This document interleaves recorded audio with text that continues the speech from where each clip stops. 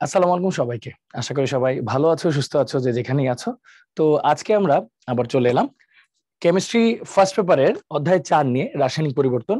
তো এই চ্যাপ্টারটা আসলে সেকেন্ড পেপারে যেমন অর্গানিক কেমিস্ট্রি থাকে, জৈব যৌগ, ওইটা যেমন অনেকগুলো কোশ্চেন আসে ওই পার্ট থেকে, এই এই চ্যাপ্টার থেকে অনেক প্রশ্ন আসে ফার্স্ট পেপারে। তো রাসায়নিক পরিবর্তনটা অবশ্যই খুবই গুরুত্বপূর্ণ এবং অনেক অনেক টপিক আছে এটার মধ্যে।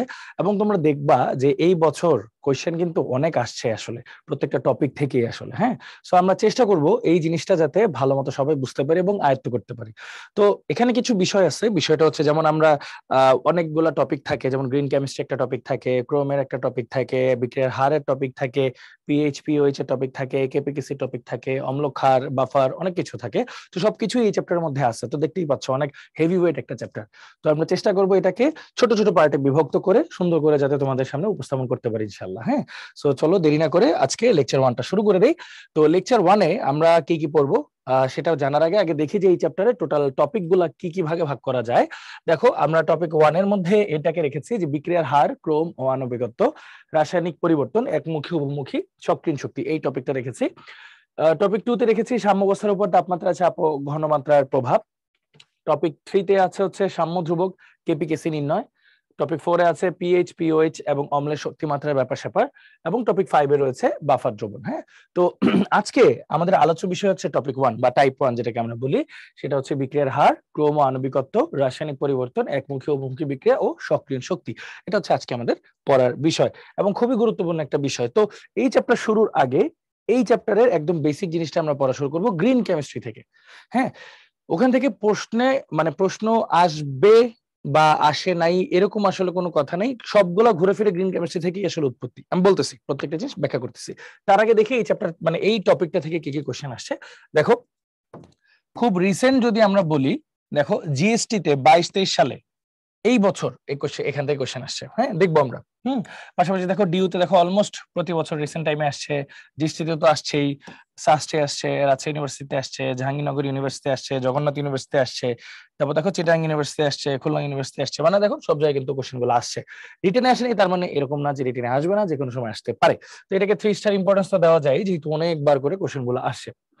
তো আজকে আমাদের ফার্স্ট টপিক হচ্ছে গ্রিন কেমিস্ট্রি। ওকে, তো গ্রিন কেমিস্ট্রি ব্যাপারটা কেন আসছে? তো ধরো, রাসায়নিক বিক্রিয়া বা রসায়ন, যে শব্দটা, রসায়ন আর বিক্রিয়া আসলে একটা একই মুদ্রার এপিঠ ওপিঠ আর কি। হ্যাঁ, তো আমি যদি রসায়ন বা কেমিস্ট্রির কথা বলি, তার মানে এখানে কেমিক্যাল বন্ড মানে রাসায়নিক বন্ধন আসবে, রাসায়নিক বিক্রিয়া আসবে। তো রাসায়নিক বিক্রিয়া যদি আসে সেখানে বিক্রিয়ক উৎপাদ আসবে, মানে অনেক ধরনের ব্যাপার স্যাপার চলে আসতেছে। সাথে কিন্তু প্রভাবক চলে আসতেছে, সাথে হচ্ছে বিক্রিয়া, একই বিক্রিয়া কিন্তু অনেক ভাবে করা যায়, একই উৎপাদ অনেক ভাবে অর্জন করা যায়। কোন ভাবে করলে ভালো হয়, পরিবেশের কম ক্ষতি হয়, বা আসলে দেখা গেছে আগের কালে ওই পরিবেশ নিয়ে তেমন একটা কেউ কনসার্ন ছিল না শুরুর দিকে।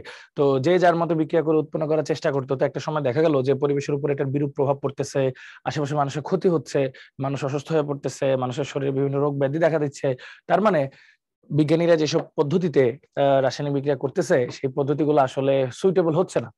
তো তারপর অনেক গবেষণা চললো এবং জন ওয়ার্নার, জন সি ওয়ার্নার আর কি, এন্ড পল অ্যানাস্টাস, একটু দাঁড়াও, হ্যাঁ, জন সি ওয়ার্নার এন্ড পল অ্যানাস্টাস, ওনারা গ্রিন কেমিস্ট্রির উপর একটা বই লেখেন, যেটা হচ্ছে আমেরিকার ওই এনভায়রনমেন্ট অ্যাক্টের আসার পরপর, মানে সেই সময়ে সমসাময়িক সময়ে এরকম একটা বই লেখেন গ্রিন কেমিস্ট্রি রিলেটেড। হ্যাঁ, গ্রিন কেমিস্ট্রি রিলেটেড, এটা গ্রিন দিয়ে লিখি তাহলে। হ্যাঁ, গ্রিন কেমিস্ট্রি বা সবুজ রসায়ন যেটাকে আমরা বলি। হ্যাঁ, বা সবুজ রসায়ন রিলেটেড বই লেখেন। তো এই বইয়ের মধ্যে ওনারা গ্রিন কেমিস্ট্রির মানে এই সমসাময়িক সময়টাতে গ্রিন কেমিস্ট্রি নিয়ে অনেক ধরনের কথাবার্তা চলতেছিল, যে কিভাবে রসায়নকরণ নিরাপদ করা যায়, আরো ব্যবহার উপযোগী করা যায়, মানুষের উপকারে আনানো যায়, এরকম ব্যাপার স্যাপার নিয়ে কাজ চলতেছিল। তো তখন ওনারা যে বইটা লিখছেন ওই বইয়ের মধ্যে গ্রিন কেমিস্ট্রি বা সবুজ রসায়নের টার্মিনোলজি বা এই টার্মটা কি সেটা ব্যাখ্যা করার চেষ্টা করেছেন।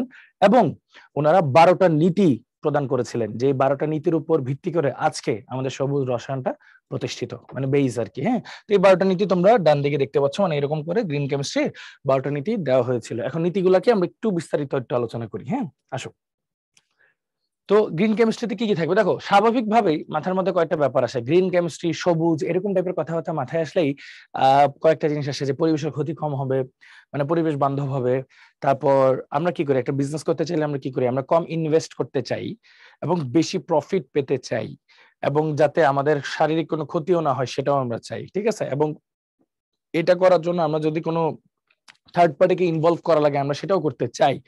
তো এখানে আসলে ব্যাপারটা কি থাকলো, যে কম ইনভেস্ট করতে চাই মানে কম বিক্রিয়ক দিতে চাই, বেশি প্রফিট মানে বেশি উৎপাদ পেতে চাই, থার্ড পার্টিকে ইন্ট্রোডিউস করা মানে প্রভাবক দিতে চাই, যাতে আর আমাদের শারীরিক ক্ষতি হওয়া মানে পরিবেশের যাতে কোনো ক্ষতি না হয়, এরকম আমরা চাই আসলে। হ্যাঁ, তো এরকমই 12টা নীতি আছে, চলো প্রত্যেকটা একটু পড়ার চেষ্টা করি আমরা। ফার্স্ট হচ্ছে প্রিভেন্ট ওয়েস্ট, মানে বর্জ্য রোধ করুন। যাতে আমরা ধরো একটা জিনিস বানাতে চাচ্ছি, ধরো আমাদের দরকার সে ফর এক্সাম্পল এক্স, তো এই এক্স বানানোর পদ্ধতি অনেকগুলো আছে। এখন কোন পদ্ধতিটা নিয়ে আমি কাজ করব যেখানে এক্স এর উৎপাদের শতকরা পরিমাণ বেশি? এখন একটা কোশ্চেন তোমাদের মাথায় আসলো, ভাইয়া কি বললেন উৎপাদের শতকরা পরিমাণ বেশি, মানে ব্যাপারটা বুঝিনি। ব্যাপারটা হচ্ছে, ধরো ধরো কোন একটা বিক্রিয়ায় এক্স পাওয়া যায়, মানে উৎপাদের শতকরা পরিমাণ বলতে ধরো উৎপাদ কোন একটা বিক্রিয়া আছে এক্স ওয়াই জেড। হ্যাঁ, আমি জাস্ট এক্সাম্পল আকারে দেখাই। ধরো কোন একটা বিক্রিয়া আছে এক্স ওয়াই জেড এরকম পাওয়া যায়, কিন্তু তোমার দরকার এক্স। আবার আরেকটা বিক্রিয়ায় শুধু পাওয়া যায় এক্স আর ওয়াই। আবার আরেকটা বিক্রিয়ায় শুধু এক্স আর ওয়াই পাওয়া যায়, যেখানে ওয়াইটা গ্যাস, যেটা উড়ে চলেই যাবে, আলটিমেটলি শুধু এক্স কে পাওয়া যাবে। তাহলে এই তিনটা বিক্রিয়ার মধ্যে আলটিমেটলি এই থার্ড যে বিক্রিয়াটা আছে, থার্ড বিক্রিয়াতে আমাদের সুবিধা বেশি। কিভাবে? কারণ ওয়াই যদি গ্যাস আকারে চলেই যায়, এক্স কে আমরা সহজে পেয়ে যাচ্ছি, ওকে আর আলাদাভাবে বিক্রিয়া টিক্রিয়া করে পরিশোধ করা লাগতেছে না, কিছু করা লাগতেছে না, তো ইজিলি আমরা এটা পেয়ে যাই। তো এই তো মানে এই পদ্ধতিটা যদি ইউজ করি সেক্ষেত্রে কি হবে, আমার ওয়েস্টটা প্রিভেন্ট হবে। ওয়েস্ট প্রিভেন্ট হওয়া মানে বর্জ্যটা রোধ হবে, বেশি বর্জ্য উৎপন্ন হবে না। ওইখান থেকে যে ধারণাটা আসছে, যেটা শেলডন করছিল, এবং শেলডন দুইটা জিনিস নিয়ে কাজ করছিল। একটা হচ্ছে অ্যাটম ইকোনমি নিয়ে কাজ করছিল এবং ই ফ্যাক্টর নিয়ে কাজ করছিল। দুইটা জিনিস, অ্যাটম ইকোনমি এবং ই ফ্যাক্টর। ই ফ্যাক্টর মানে এনভায়রনমেন্টাল ফ্যাক্টর। দুইটা জিনিস নিয়ে আমরা আলোচনা করব। তো ই ফ্যাক্টর যত কম হবে, মানে এনভায়রনমেন্টের ই ফ্যাক্টর বেশি হওয়া মানে পরিবেশের ক্ষতি হওয়া, তো এটা আমরা দেখব। পাশাপাশি অ্যাটম ইকোনমি বেশি হওয়া মানে ওই যে আমার উৎপাদের শতকরা পরিমাণ বেশি হওয়া, মানে যেটাকে আমি চাই সেটা বেশি পাওয়া যাওয়া আর কি। হ্যাঁ, তো ম্যাক্সিমাইজ অ্যাটম ইকোনমি অর্থ হচ্ছে আমি যেটাকে চাই, আমার কাঙ্ক্ষিত উৎপাদ যেটা যত বেশি হবে তত আমার পরিবেশের জন্য ভালো, আমার জন্য ভালো, সবার জন্যই ভালো। মানে ওইটাই যদি বেশি হয় তাহলে বাকি আদার্স যে ওয়েস্টটা ওইটা কম হবে। তাহলে প্রথম শর্তটা অলরেডি ফিল আপ হয়ে যাচ্ছে। তারপর দেখো লেস হাজার্ডিয়াস কেমিক্যাল সিনথেসিস। এটার অর্থ হচ্ছে কেমিক্যাল সিনথেসিস মানে রাসায়নিক সংশ্লেষণ, রাসায়নিক বিক্রিয়াগুলা যাতে কম, বা রাসায়নিক সংশ্লেষণ মানে বিক্রিয়াগুলা যাতে কম ঝুঁকিপূর্ণ হয়। এখন দেখো বিক্রিয়া করতেছো, ওই যে পারমাণবিক চুল্লিতে ধরো বিক্রিয়া হইতেছে, ঠাস করে ফাইটা সবাই মরে গেল আশেপাশে, তাহলে সমস্যা না? বা রেডিয়েশন শুরু হয়ে গেল, আশেপাশে মানুষের অনেক ক্ষতি হলো, বিকলাঙ্গতা শুরু হলো, অনেক ধরনের ঝামেলা হতে পারে। তো চেষ্টা করতে হবে যাতে কেমিক্যাল যে বিক্রিয়াগুলো হচ্ছে সেই বিক্রিয়াগুলো যাতে কম ঝুঁকিপূর্ণ হয়ে থাকে। তারপর দেখো safer chemical and product. Safer chemical and product মানে ধরো আমার কাছে উপায় আছে যে দুই ভাবে করতে পারি, আমি চাইলে এক্স ওয়াই জেড এই তিনটা মানে পদ্ধতি আছে ধরো আমার কাছে। এই তিনটা পদ্ধতির মধ্যে আমি যদি এক্স পদ্ধতিতে যাই উৎপাদ বেশি পাবো, বাট ওটা অনেক ক্ষতিকর, পরিবেশে অনেক বাজে বাজে স্মেল ছড়াবে, গন্ধ ছড়াবে, পরিবেশের ক্ষতি করবে। ওয়াই হচ্ছে পরিবেশের ক্ষতিটা কম করবে কিন্তু উৎপাদও কমে যাবে। জেড এ উৎপাদ মোটামুটি হবে, পরিবেশের ক্ষতি একদম মিনিমাল লেভেলের মতোই হবে, মানে অত্যানুকূল তাপমাত্রার মতো, যেটা আমরা বলি যে দুই দিক দিয়ে ব্যালেন্স।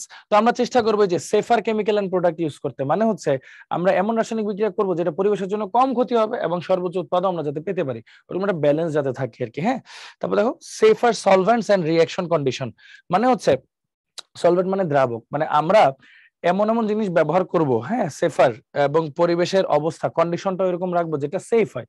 যেমন ধরো আমরা চেষ্টা করব যে একটা বিক্রিয়া হচ্ছে, একটা বিক্রিয়াতে আমার যে দ্রাবকটা ইউজ করতেছি, ধরো সেই দ্রাবকটা মানে দুই ধরনের দ্রাবক ইউজ করা যায়, ধরো কার্বন মনোক্সাইড ইউজ করতে পারতেছি, আমার আরেকটা জায়গায় আমি ধরো পানি ইউজ করতে পারতেছি, কিন্তু পানিটাতে আমার একটু মানে সময় বেশি লাগতেছে, কার্বন মনোক্সাইডের সময় কম লাগতেছে, আমি চেষ্টা করবো পানিতে ইউজ করার।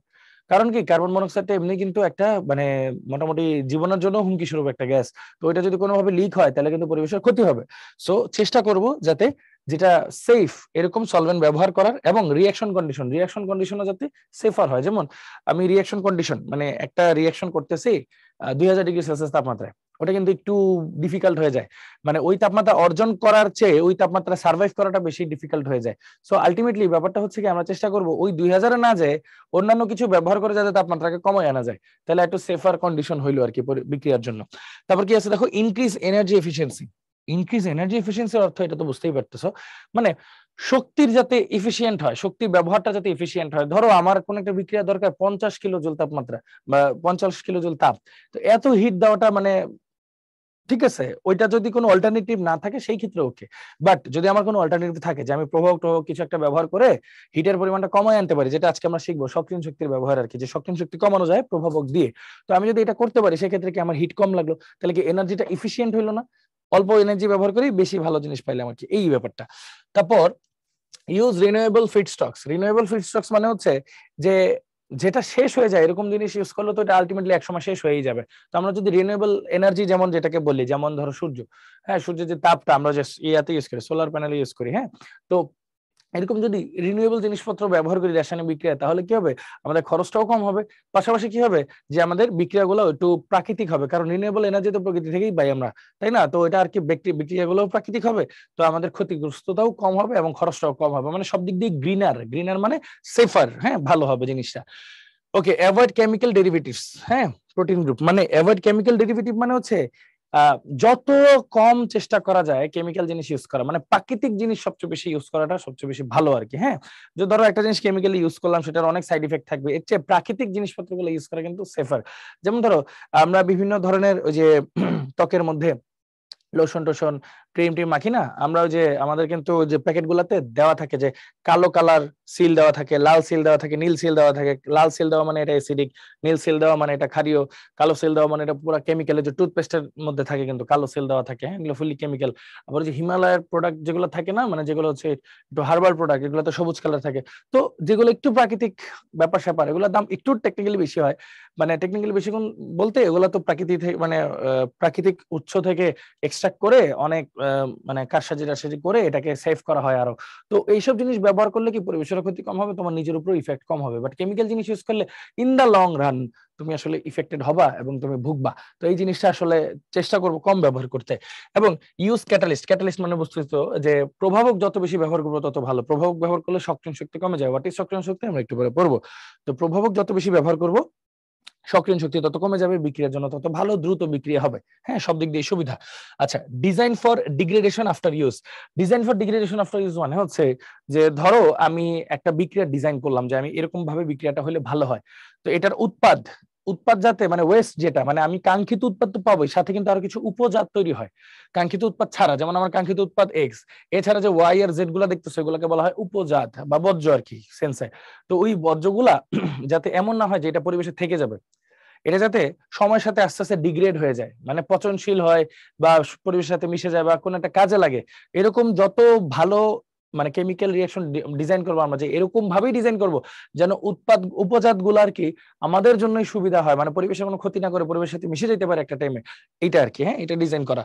তারপর analysis in real time to prevent pollution, মানে যতক্ষণ বিক্রিয়াগুলো হবে বা যেই বিক্রিয়া আমরা করি না কেন সবসময় যাতে মনিটর করি আমরা যে পরিবেশের দূষণ যাতে কম হয়, সব দিক দিয়ে যাতে দূষণ কম হয়। যেমন তোমরা খেয়াল করবা ওই যে বিভিন্ন গ্রামে গঞ্জের দিকে গেলে বা একটু ইন্ডাস্ট্রিয়াল এলাকায় গেলে দেখবা হচ্ছে ইটের ভাটা আছে, কালো কালো ধোঁয়া বেরোচ্ছে। তারপর দেখবা হচ্ছে যে বিভিন্ন বড় বড় ফ্যাক্টরি আছে, হ্যাঁ, ওই ফ্যাক্টরি গুলো থেকে কালো কালো ধোঁয়া বেরোচ্ছে। তো এটা কিন্তু পরিবেশের জন্য মারাত্মক ক্ষতিকর, মারাত্মক মারাত্মক ক্ষতিকর। তো এই পরিবেশের ক্ষতিকর এই ব্যাপারগুলা দূর করার জন্য এটা কিন্তু কেমিক্যাল, ওই যে পরিবেশ অধিদপ্তর আছে, যেমন আমাদের দেশে পরিবেশ অধিদপ্তর আছে, এভাবে বিভিন্ন দেশে এনভায়রনমেন্টাল বিভিন্ন গ্রুপ আছে, তারা কি করে বিভিন্ন ফোর্স করে বাধ্য করে যে তুমি যাতে সেফার ব্যাপার স্যাপার ইউজ করো। তো এটা কিভাবে ইউজ করে, ধরো তোমার যে একটা প্ল্যান্ট আছে, তোমার একটা পাওয়ার প্ল্যান্ট আছে, এখান থেকে সালফার বের হয়, যেটা অক্সিজেনের সাথে সালফার ডাইঅক্সাইড তৈরি করে এসিড বৃষ্টি তৈরি করতেই পারে, ক্ষতিকর।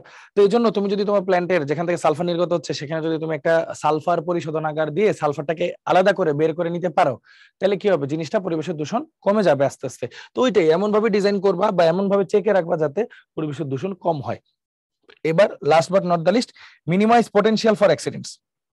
তো ওই যে ধরো পারমাণবিক চুল্লিতে কাজ করতেছো, তুমি হচ্ছে সেফটি মেজার নাও নাই, হ্যাঁ, তাহলে কি হবে? বিস্ফোরণ হবে, তুমি মারা যাবা। আবার যদি বিস্ফোরণ হয় তুমি মারাও না যাও, তুমি এত কষ্ট পাবা, এত কষ্ট পাবা, এবং আশেপাশে মানুষ এত কষ্ট পাবে যে অবর্ণনীয় আর কি। হ্যাঁ, এই যে হিরোশিমা নাগাসাকির ব্যাপারগুলো একটু দেখো, নেটে একটু সার্চ দিও, মানে ডকুমেন্টারি গুলো দেখো, খুবই কষ্ট করে আর কি ব্যাপারগুলো, মানে ব্যাপারগুলা। তো এরকম আর কি ব্যাপারটা, বুঝছো? তো আমাদের চেষ্টা করতে হবে যে আমরা আমাদের যে বিক্রিয়াগুলো আছে এটা মানে আমরা যাতে নিজেরাও খুব সেফলি থাকি, এবং চেষ্টা করতে হবে যাতে অ্যাক্সিডেন্ট কম হয় এরকম বিক্রিয়া যাতে আমরা করি, বা অ্যাক্সিডেন্ট হওয়ার সম্ভাবনা যেগুলোতে আছে সেগুলো যাতে সেফটি মেজার মেনটেন করে আমরা চলি আর কি। হ্যাঁ, তো মোদ্দা কথা হচ্ছে যে গ্রিন কেমিস্ট্রি আমরা পড়তেছি, এই 12টা নীতির কয়েকটা মেইন কথা কয়েকটাই। এক, তোমার পরিবেশের ক্ষতি যাতে না হয়। 2, মিনিমাম বিক্রিয়ক দিয়ে সর্বোচ্চ উৎপাদ। 3, প্রভাবক ব্যবহার করে সবকিছু ম্যাক্সিমাইজ করা। 4, তোমার হচ্ছে ওই যে আমরা যাই করব সেফ করব। তো এই সব ব্যাপারগুলোকে বলা হয় গ্রিনার। যদি বলে কোন পদ্ধতিতে গ্রিনার, গ্রিনার পদ্ধতি বলতে বোঝায় যে কোন পদ্ধতিতে মানে গ্রিন কেমিস্ট্রি সমর্থন করে বেশি, মানে পরিবেশের জন্য ভালো, আমাদের সবার জন্য ভালো, এই আর কি, মানে ক্ষতিকর দিক যেটা খুব কম আর কি, সেই ব্যাপারটা। ওকে, তো এটাই গেল আমাদের মোটামুটি গ্রিন কেমিস্ট্রির বিষয়টা। আচ্ছা, তো এটা একটা মানে কি বলবো রিভাইজ বা রিডিং দেওয়ার মতো একটা টপিক। তো তারপর যদি আমরা আসি, দেখো একটা কোয়েশ্চেন আসছিল জাহাঙ্গীরনগর ইউনিভার্সিটিতে, গ্রিন কেমিস্ট্রি 12টি নীতির মধ্যে কোনটি সঠিক নয়? দেখো, নিরাপদ দ্রাবক ব্যবহার আছে, কিন্তু নিরাপদ দ্রাবক, ওই যে কার্বন মনোক্সাইড পানির একটা উদাহরণ দিলাম যে এটা আছে। ন্যূনতম উপজাতক, ন্যূনতম উপজাতক মানে কি বুঝছো তো, যেটা কাঙ্ক্ষিত উৎপাদ ওইটা ছাড়া বাকিগুলো যাতে মিনিমাম হয়, হ্যাঁ ন্যূনতম হয়, হ্যাঁ এটাও আছে 12টি নীতির মধ্যে। বর্জ্য পদার্থ রোধকরণ, প্রথমটাই তো বর্জ্য পদার্থ রোধকরণ, মানে কি আমরা চাই যত কম বর্জ্য হয় সেটা। হ্যাঁ, আর প্রাকৃতিক কেমিক্যাল পরিকল্পনা, না প্রাকৃতিক কেমিক্যাল পরিকল্পনা আমরা করি না, প্রাকৃতিক জিনিস ব্যবহার করার চেষ্টা করবো, কিন্তু প্রাকৃতিক কেমিক্যাল পরিকল্পনা কেমন করবো, ওটা তো প্রাকৃতিক ব্যাপার। তো এটা আসলে গ্রিন কেমিস্ট্রি 12টা নীতির মধ্যে পড়ে না। তো এই জন্য আমার অ্যান্সার হচ্ছে সঠিক নয়, যেহেতু বলছে অ্যান্সার হচ্ছে ডি। ঠিক আছে, অ্যান্সার হচ্ছে ডি। চলো এটা আগে। এইবার এটা একটা যে পরমাণুর চিহ্ন তুমি দেখতেছো, এখন আমরা দুইটা ব্যাপার নিয়ে পড়াশোনা করব, একটা হচ্ছে অ্যাটম ইকোনমি,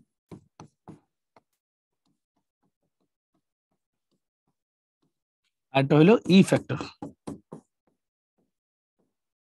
হ্যাঁ, দুইটা অলমোস্ট অপোজিট একটা জিনিস। হ্যাঁ, দুইটা অলমোস্ট অপোজিট একটা জিনিস বলতে এটা নিয়ে ব্যাখ্যা ভাই একটু পরে দিচ্ছি তোমাদেরকে, টেনশনের কোনো কারণ নেই। ওকে, আসো, এই যে অ্যাটম ইকোনমি কি বলছে দেখো, গ্রিন কেমিস্ট্রির অন্যতম নীতি অ্যাটম ইকোনমি হলো কাঙ্ক্ষিত উৎপাদে বিক্রিয়কের সর্বোচ্চ পরিমাণ উৎপন্ন করা। আচ্ছা, ব্যাপারটা হচ্ছে খুব সহজভাবে যদি একটু চিন্তা করি, আমি একটা বিক্রিয়া লিখি, ধরো এ প্লাস বি বিক্রিয়া করে সি ডি ই উৎপন্ন করেছে। ঠিক আছে, এর মধ্যে আমার কাঙ্ক্ষিত উৎপাদটা হচ্ছে সি, কাঙ্ক্ষিত উৎপাদ হচ্ছে সি, তাহলে সি যত বেশি হবে তত আমাদের ভালো। তো এই জন্য আমরা কি করি, সূত্র বের করলাম atom economy, percentage of atom economy, percentage আছে মানেই কিন্তু 100 দিয়ে গুণ। ঠিক আছে, 100 দিয়ে গুণ, পার্সেন্টেজ আছে মানে 100 দিয়ে গুণ। তো এটার উত্তর হচ্ছে কিভাবে বের করে, উপরে থাকবে কাঙ্ক্ষিত উৎপাদের ভর, হ্যাঁ কাঙ্ক্ষিত উৎপাদের ভর, এই যে কাঙ্ক্ষিত উৎপাদের ভর, হ্যাঁ ডিভাইড বাই মোট উৎপাদের ভর, ডিভাইড বাই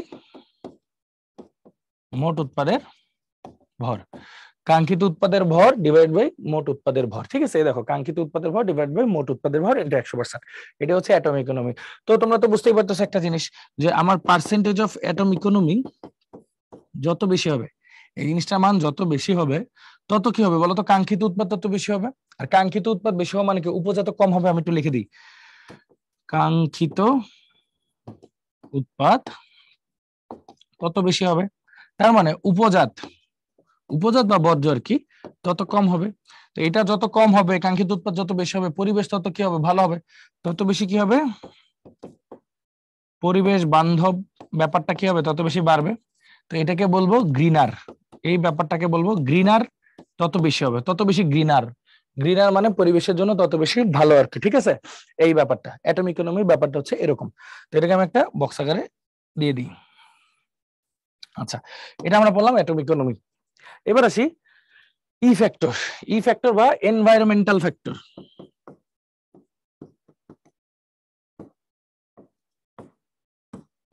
এনভায়রনমেন্টাল ফ্যাক্টর, এই দুইটা জিনিসই আসলে যে শেলডন তারপর আরো কয়েকজন মিলে এই ব্যাপারটা করছেন আর কি। হ্যাঁ, এটা হচ্ছে বিগ ব্যাং থিওরি, শেলডন না, এটা আরেকজন। হ্যাঁ, সো দেখো এনভায়রনমেন্টাল ফ্যাক্টর জিনিসটা কি, এটা কোয়াইট অপোজিট, আগেরটার কোয়াইট অপোজিট। তো ই ফ্যাক্টরের সূত্রটা একটু তোমাদেরকে আমি লিখে দিই, 1 মিনিট। হ্যাঁ, এই দেখো ই ফ্যাক্টর ফর্মুলাটা দেখো, ই ফ্যাক্টর হচ্ছে মোট উপজাতের ভর বাই মোট উৎপাদের ভর। তো যদি আমি একটু এক্সাম্পল আকারে তোমাদের দেখাই, একটু আগে যেটা দেখাইলাম, ধরো তোমার কাছে আছে এ প্লাস বি বিক্রিয়া করে উৎপন্ন করছে C plus D plus E, আমার কাঙ্ক্ষিত উৎপাদ হচ্ছে সি। তাহলে ই ফ্যাক্টর কি হবে, ই ফ্যাক্টর হবে কাঙ্ক্ষিত উৎপাদ ছাড়া বাকিগুলা উপজাতক, হ্যাঁ উপজাত, ওগুলার ভর ডিভাইড বাই মোট উৎপাদের ভর। এখানে যেটা লক্ষণীয় বিষয়, এখানে কিন্তু কোনো পার্সেন্টেজ নাই, এখানে কিন্তু কোনো পার্সেন্টেজ নাই। তো আমরা এখানে কি শিখলাম ভাইয়া দেখো তো, যে ই ফ্যাক্টর যত বেশি উপজাত তত বেশি, তাই না? উপজাত তত বেশি বা কাঙ্ক্ষিত উৎপাদ তত কম, কাঙ্ক্ষিত উৎপাদ তত কম মানে মানে বিক্রিয়াটা তত কম গ্রিনার তত কম, মানে পরিবেশ বান্ধব তত কম, পরিবেশ বান্ধব তত কম, পরিবেশ বান্ধব তত কম। তো এই জিনিসটাকে আমি একটা বক্স আকারে রেখে দিই, তাহলে দুইটা উল্টার ব্যাপার আর কি। হ্যাঁ, পরিবেশের জন্য ভালো, তাহলে যত বেশি অ্যাটম ইকোনমি তত ভালো, আর ই ফ্যাক্টর যত কম তত ভালো আর কি। হ্যাঁ, সোজা কথা। তাহলে ই ফ্যাক্টর আর এর মধ্যে অবশ্যই একটা সম্পর্ক আছে, অ্যাটম ইকোনমির মধ্যে অবশ্যই একটা সম্পর্ক আছে। তো চলো এই সম্পর্কটা আমরা একটু লেখার চেষ্টা করি। তার আগে এই জিনিসটা দেখো, অ্যাটম ইকোনমিটা ই ফ্যাক্টরের সাথে রিলেটেড, ই ফ্যাক্টরটা আবার ইকো ডিজাইনের সাথে রিলেটেড। মানে ইকো ডিজাইন মানে বুঝছো তো, পরিবেশ বান্ধব ডিজাইন যদি আমি করি তাহলে অ্যাটম ইকোনমি যেমন আসে তার সাথে আবার ই ফ্যাক্টরটাও আসে, দুইটা কিন্তু কমপ্লিমেন্টারি মানে বিপরীত। কিভাবে হিসাব করব চলো একটু খেয়াল করে দেখি। ওকে, সো আমি যদি একটা পেজ নেই, একটু চিন্তা করে দেখো, আমরা কি বললাম, একটা বিক্রিয়া দিলাম এ প্লাস বি, এটা থেকে কি হয়েছে C plus D plus E. তাহলে ভাইয়া কি বললাম, percentage of atom economy equal to কি ছিল, আমার কাঙ্ক্ষিত উৎপাদ দিয়েছিলাম সি কে, তাই তো? তাহলে কি বলছিলাম যে সি এর ভর ডিভাইড বাই মোট ভর, মানে মোট উৎপাদের ভর আর কি, হ্যাঁ, ইন্টু 100%। ঠিক আছে, তাহলে আমি যদি শুধু অ্যাটম ইকোনমি নেই, পার্সেন্টেজ না নেই, শুধু অ্যাটম ইকোনমি নিলে পার্সেন্টেজ যদি না নিই, সেই ক্ষেত্রে জিনিসটা শুধু এভাবে লেখা যায়, MC plus MD plus ME, মানে percentage of atom economy by 100 দিয়ে যদি এটাকে ভাগ করি তখন এই জিনিসটা পাওয়া যায়। ঠিক আছে, আচ্ছা, এরপর ই ফ্যাক্টর যেটা আমরা বললাম, ই ফ্যাক্টর কি, কাঙ্ক্ষিত উৎপাদ ছাড়া বাকিদের ভর, তাহলে MD plus ME divide by total ভর উৎপাদের, MC plus MD plus ME. তাহলে দেখো এই দুইটা কি একটার মোটামুটি এই দুইটাকে যোগ করলে 1 পাওয়া যাবে না? চিন্তা করো তো। তাহলে দেখো MC by MC plus MD plus ME plus MD plus ME divide by MC plus MD plus ME. তো দুইটাকে যদি যোগ করি তাহলে কি আসছে দেখো, MC plus MD plus ME is equal to MC plus MD plus ME. তাহলে এটা আর এটা কাটা ইকুয়াল টু 1। তাহলে আমরা কি বুঝলাম, আমরা বুঝলাম পার্সেন্টেজ অফ অ্যাটম ইকোনমি যেটা আসবে এটাকে যদি 100 দিয়ে ভাগ করি, প্লাস এই যে এই পোরশনটা যোগ এই পোরশনটা কি ই ফ্যাক্টর, এই দুইটাকে যদি যোগ করি তাহলে অ্যান্সার কত পাবো 1। এই দুইটাকে যোগ করি তাহলে অ্যান্সার পাবো 1, মানে টেকনিক্যালি এটা আর এটা কমপ্লিমেন্টারি। এখানে আমি পাবো কাঙ্ক্ষিত উৎপাদের ব্যাপারটা,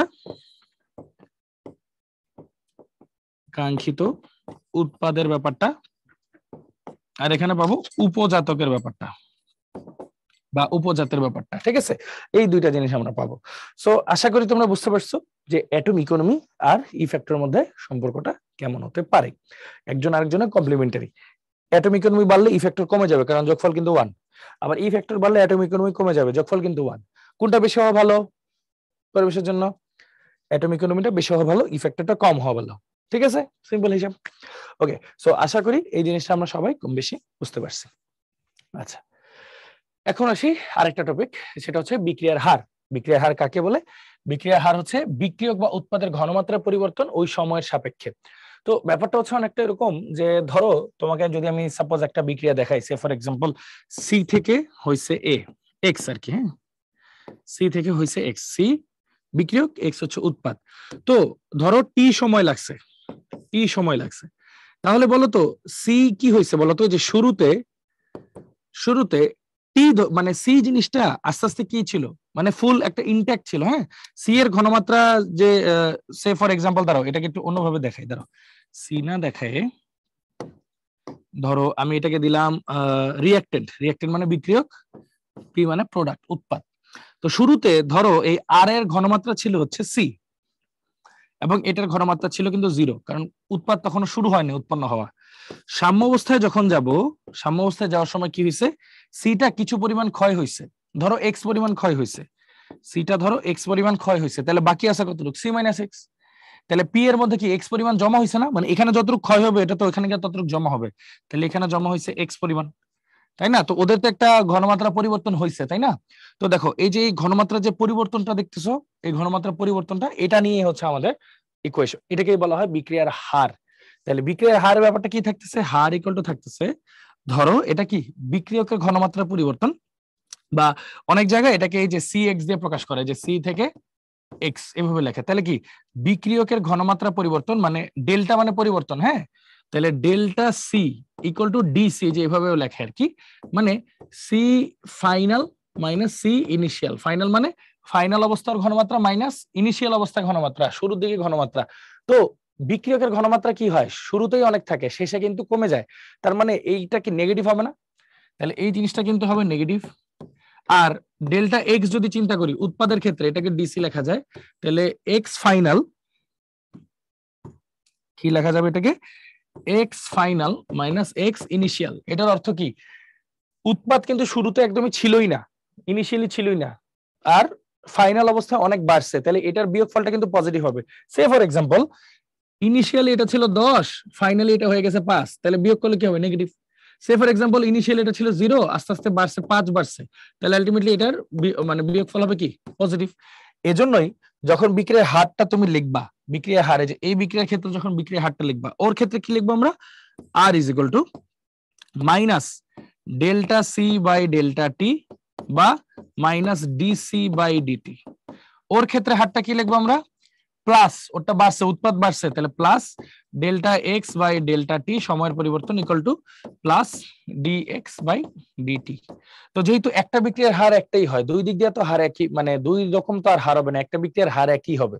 তো আলটিমেটলি আমরা এটাকে তখন এভাবে লিখতে পারি, R is equal to minus DC by DT is equal to plus DX by DT. এই যে এইভাবে এই জিনিসটা লিখতে পারি, ঠিক আছে, এইভাবে এই জিনিসটা লিখতে পারি। তো এখন দেখো সি বক্স লেখছে কি, বিক্রিয়ার ঘনমাত্রা, বিক্রিয়কের ঘনমাত্রা, এটা তো বিক্রিয়া না, এটা বিক্রিয়কের, বিক্রিয়কের ঘনমাত্রা, হ্যাঁ, আর এক্স হচ্ছে উৎপাদের ঘনমাত্রা। এককটা কিভাবে বের করবো খেয়াল করো, এটা কি ঘনমাত্রা পরিবর্তন না, ঘনমাত্রার পরিবর্তন বা ঘনমাত্রার এককটা কি, মোল পার লিটার, তাই না, মোল পার লিটার। সময়ের একক কি, সেকেন্ড, তাইলে আর এর একক কি আসতেছে, মোল পার লিটার পার সেকেন্ড, তাহলে আর এর একক কি আসতেছে ভাইয়া, মোল পার লিটার পার সেকেন্ড, তাহলে বিক্রিয়া হারের একক কি আসতেছে, মোল পার লিটার পার সেকেন্ড। ওকে, এটা তো একটা নরমাল বিক্রিয়া দেখালাম, একটু ক্রিটিক্যাল হলে কি হইতো, চলো আস্তে আস্তে আমরা দেখি। দেখো কি লিখছে, বিক্রিয়া হারের একক কোনটি, চিটাং ইউনিভার্সিটি আসছে, জাহাঙ্গীরনগর ইউনিভার্সিটি আসছে, ঠিক আছে, পরপর 2 বছর, দেখো 19 20 20 21। তো দেখো একটু আগে বললাম বিক্রিয়ার হার আর ইকুয়াল টু কি, মাইনাস ডিসি বাই ডিটি। শোনো, মাইনাস প্লাস দিয়ে বোঝায় কোনটা কমে গেছে কোনটা বেড়ে গেছে, মাইনাস প্লাসের সাথে এককের সম্পর্ক নাই। তো আলটিমেটলি দেখো এটা কি, ঘনমাত্রার একক কি, মোল পার লিটার, সময়ের একক কি, সেকেন্ড, তাহলে কি হবে, মোল পার লিটার পার সেকেন্ড। তাহলে দেখো অ্যান্সার কি, মোল পার লিটার পার সেকেন্ড, তাহলে অ্যান্সার হচ্ছে এ, মোল পার লিটার পার সেকেন্ড। শেষ। আচ্ছা, এখন যদি আমরা আসি একটা রাসায়নিক বিক্রিয়া, তখন তো একটা রাসায়নিক বিক্রিয়া দেখছি সি থেকে এক্স হয়েছে, আর থেকে পি হয়েছে, ছোট ছোট জিনিস দেখছি। এখন যদি এরকম হয় যে ওদের ধরো সহগ অনুপাত আছে, সহগ অনুপাত মানে বুঝছো তো, যে ওদের সামনে ওদের মোল সংখ্যা আছে, তখন কেমনে হিসাব করব। তো এরকম হিজিবিজি দেখতেছো, তারপরও বোঝাই একটু, এই ক্যাপিটাল এক্স এর সাথে যে স্মল এক্স, এটা হলো তার মোল নাম্বার, এই যে ক্যাপিটালের সাথে স্মল গুলো হলো তার মোল নাম্বার। তো আমরা যখন বিক্রিয়ার হার হিসাব করব, বিক্রিয়া হারের রাশিমালা যদি বলে, হ্যাঁ, বিক্রিয়া হারের রাশিমালা, তখন আমরা কি করব, প্রত্যেকটাকে পার মোলে হিসাব করব, পার মোল। তাহলে সবার জন্য একটা ইউনিফর্ম আইডিয়া আসবে। যেমন যদি আমি এক্সাম্পল আকারে তোমাদেরকে দেখাই, N2 প্লাস 3H2 2 অ্যামোনিয়া, এটা আসছে। তো আমি যদি এই বিক্রিয়ার হার বের করতে, হারের রাশিমালা বের করতে যাই, আমি একটু লিখে দিই, বিক্রিয়া হারের রাশিমালা,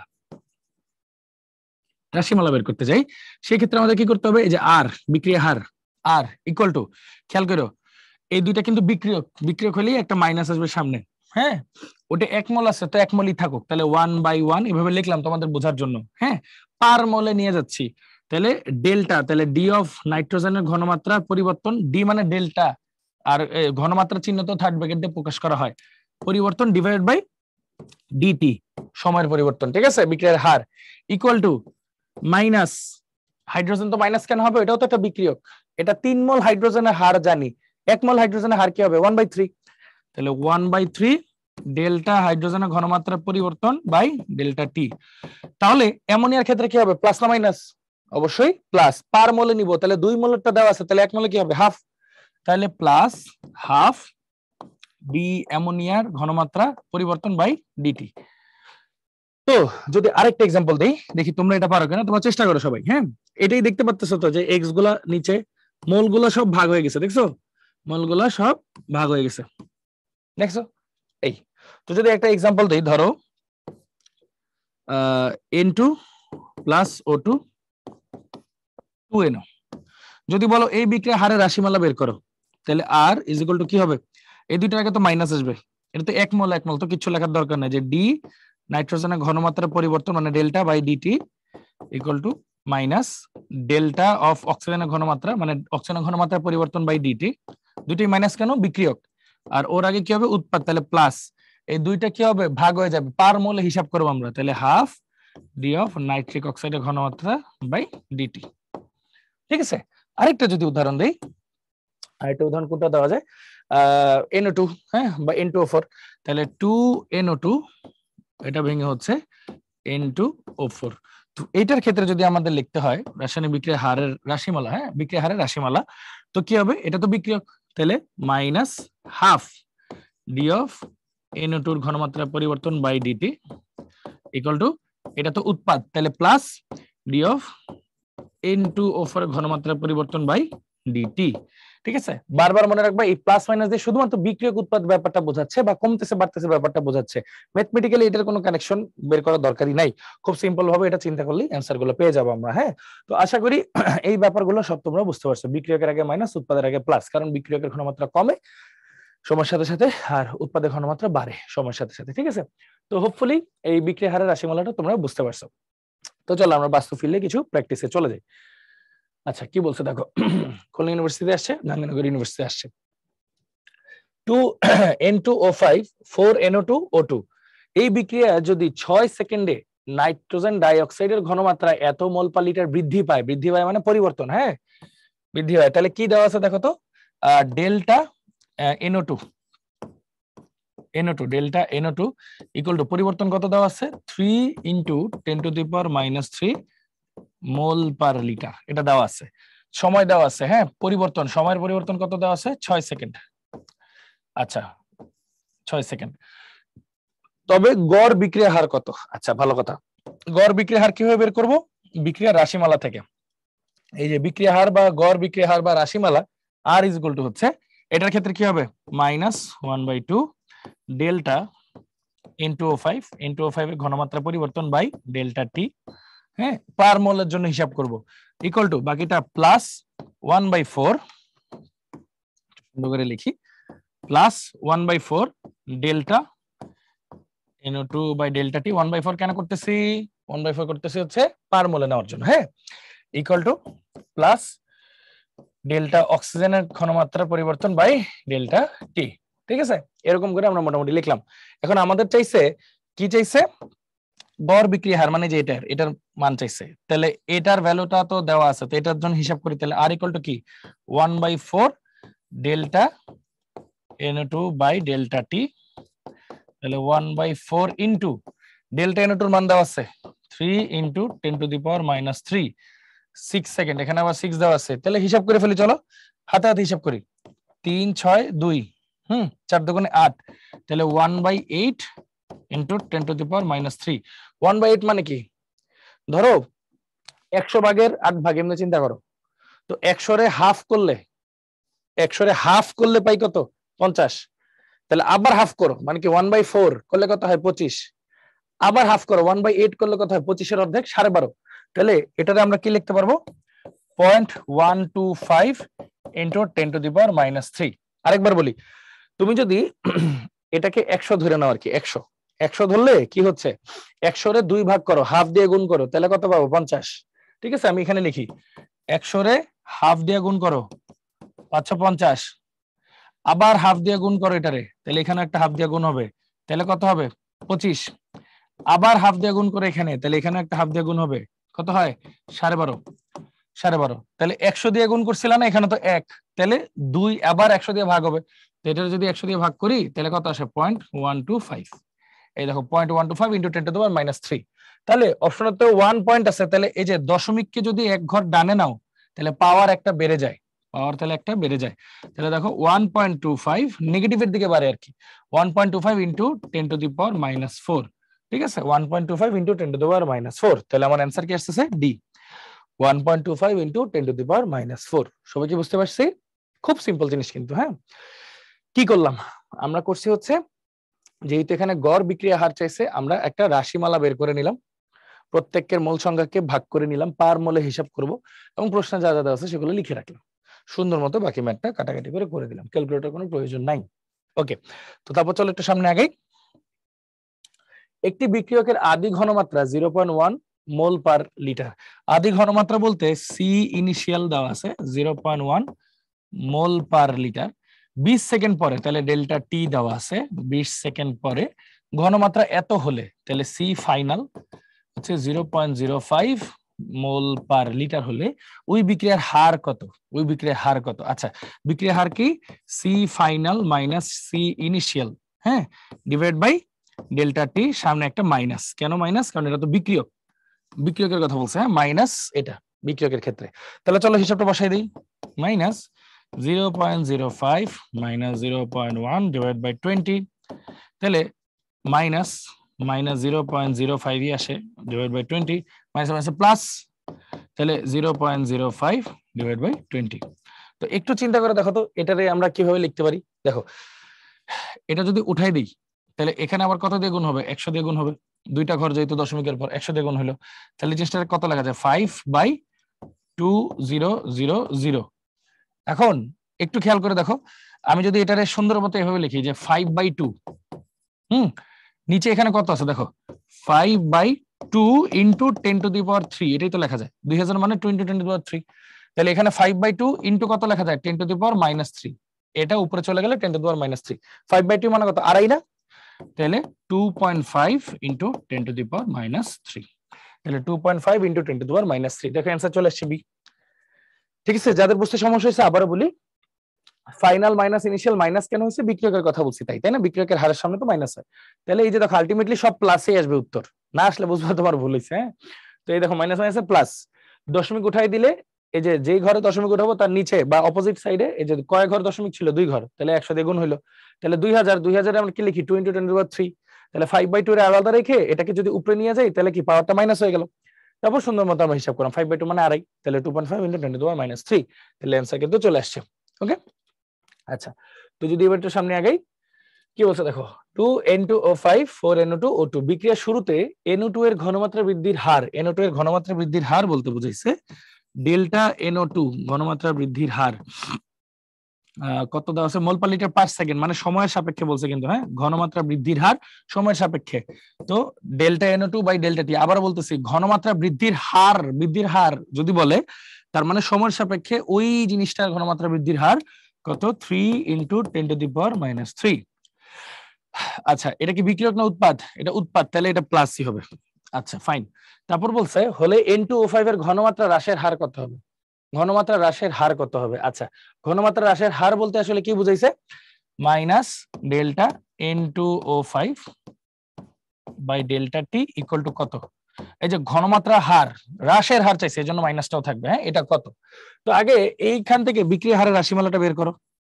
বিক্রিয়া হারের রাশিমালা কি হবে? আর মাইনাস 1/2, ওই যে পার মোলে নিতে হয়, মাইনাস কেন? বিক্রিয়ক দেখে, minus 1/2 delta N2O5 by delta T equal to, এটার ক্ষেত্রে কি হবে? প্লাস, যেহেতু উৎপাদ, প্লাস 1/4 পার মোলে নিতে হয় delta NO2 by delta T equal to plus, এখানে এক মোলই আছে তাহলে delta oxygen by delta T. ঠিক আছে, এখন আমার কাজ তো এই দুইজনকে নিয়ে করলেই হয়ে যাবে। ওর ইনফরমেশন গুলো দেওয়া আছে, ওটা বের করতে হবে। এই তাহলে আমরা এখান থেকে কি লিখতে পারি, minus delta N2O5 by delta T. হ্যাঁ, হ্রাসের হার ইকুয়াল টু কি হবে, এটা এই পাশে চলে যাবে, তাহলে 2/4 ডেল্টা NO2 বাই ডেল্টা টি।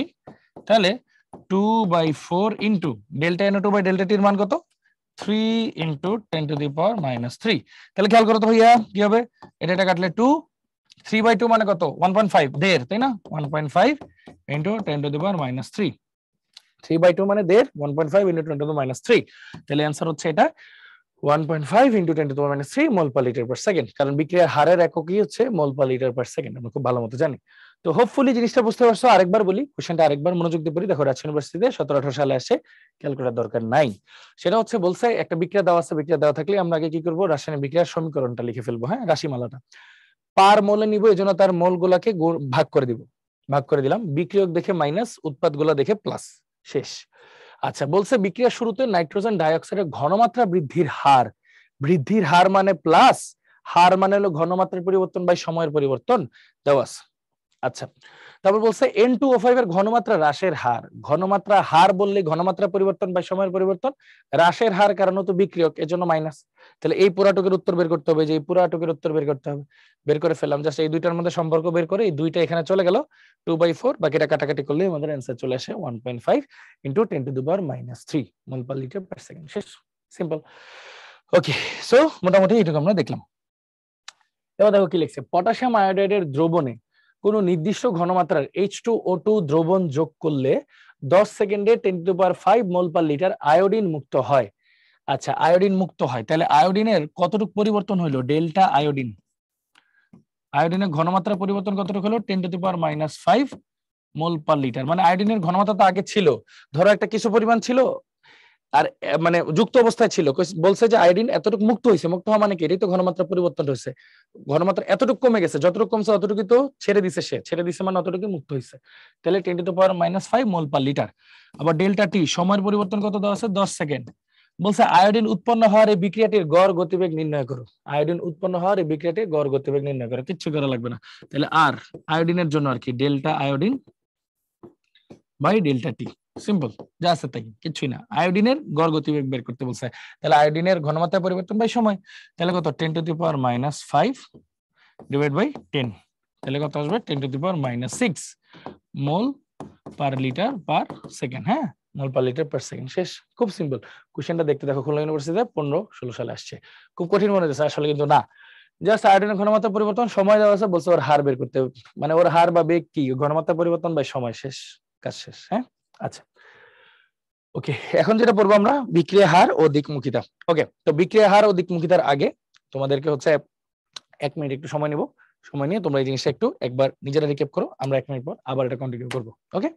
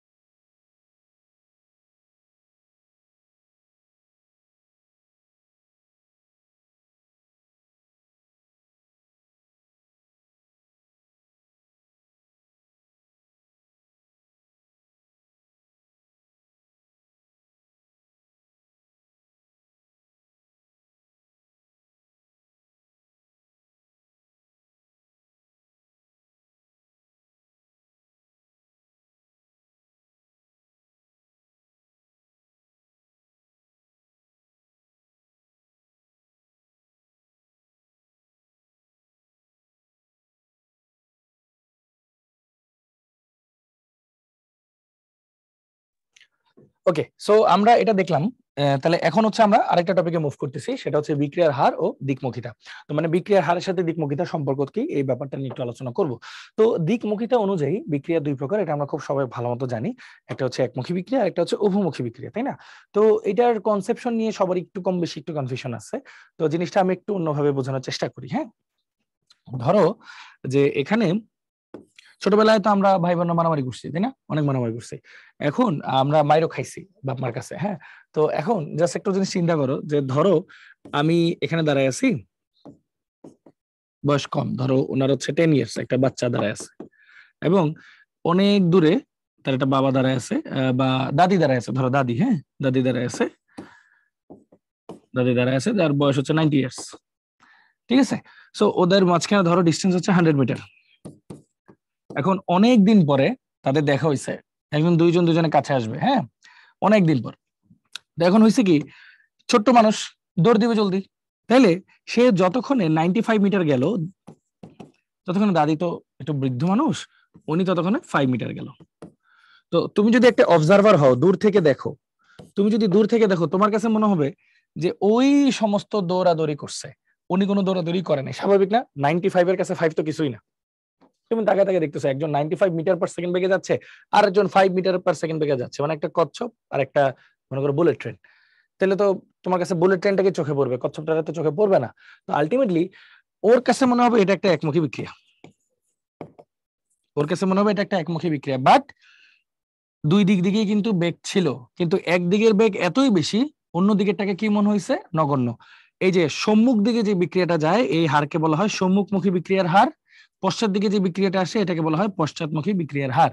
তো ব্যাপারটা হচ্ছে, সম্মুখ দিকের বিক্রিয়ার হার যদি অনেক বেশি হয়, অথবা পশ্চাৎ দিকের বিক্রিয়ার হার যদি অনেক বেশি হয়, এই কেসটাকে বলা হয় কি? একমুখী বিক্রিয়া। তো সম্মুখ দিকের হার বিক্রিয়া বেশি হলে এটাকে বলি আমরা সম্মুখমুখী বিক্রিয়া, সম্মুখমুখী বিক্রিয়া। পশ্চাৎ দিকেরটা বেশি হলে এটাকে আমরা বলি পশ্চাৎমুখী বিক্রিয়া।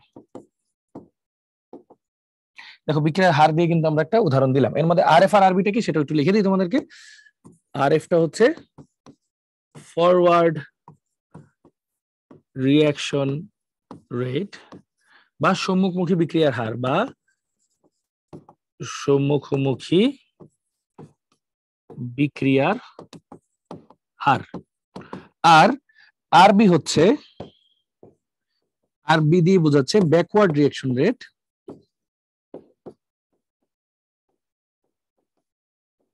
বা পশ্চাৎমুখী বিক্রিয়ার হার।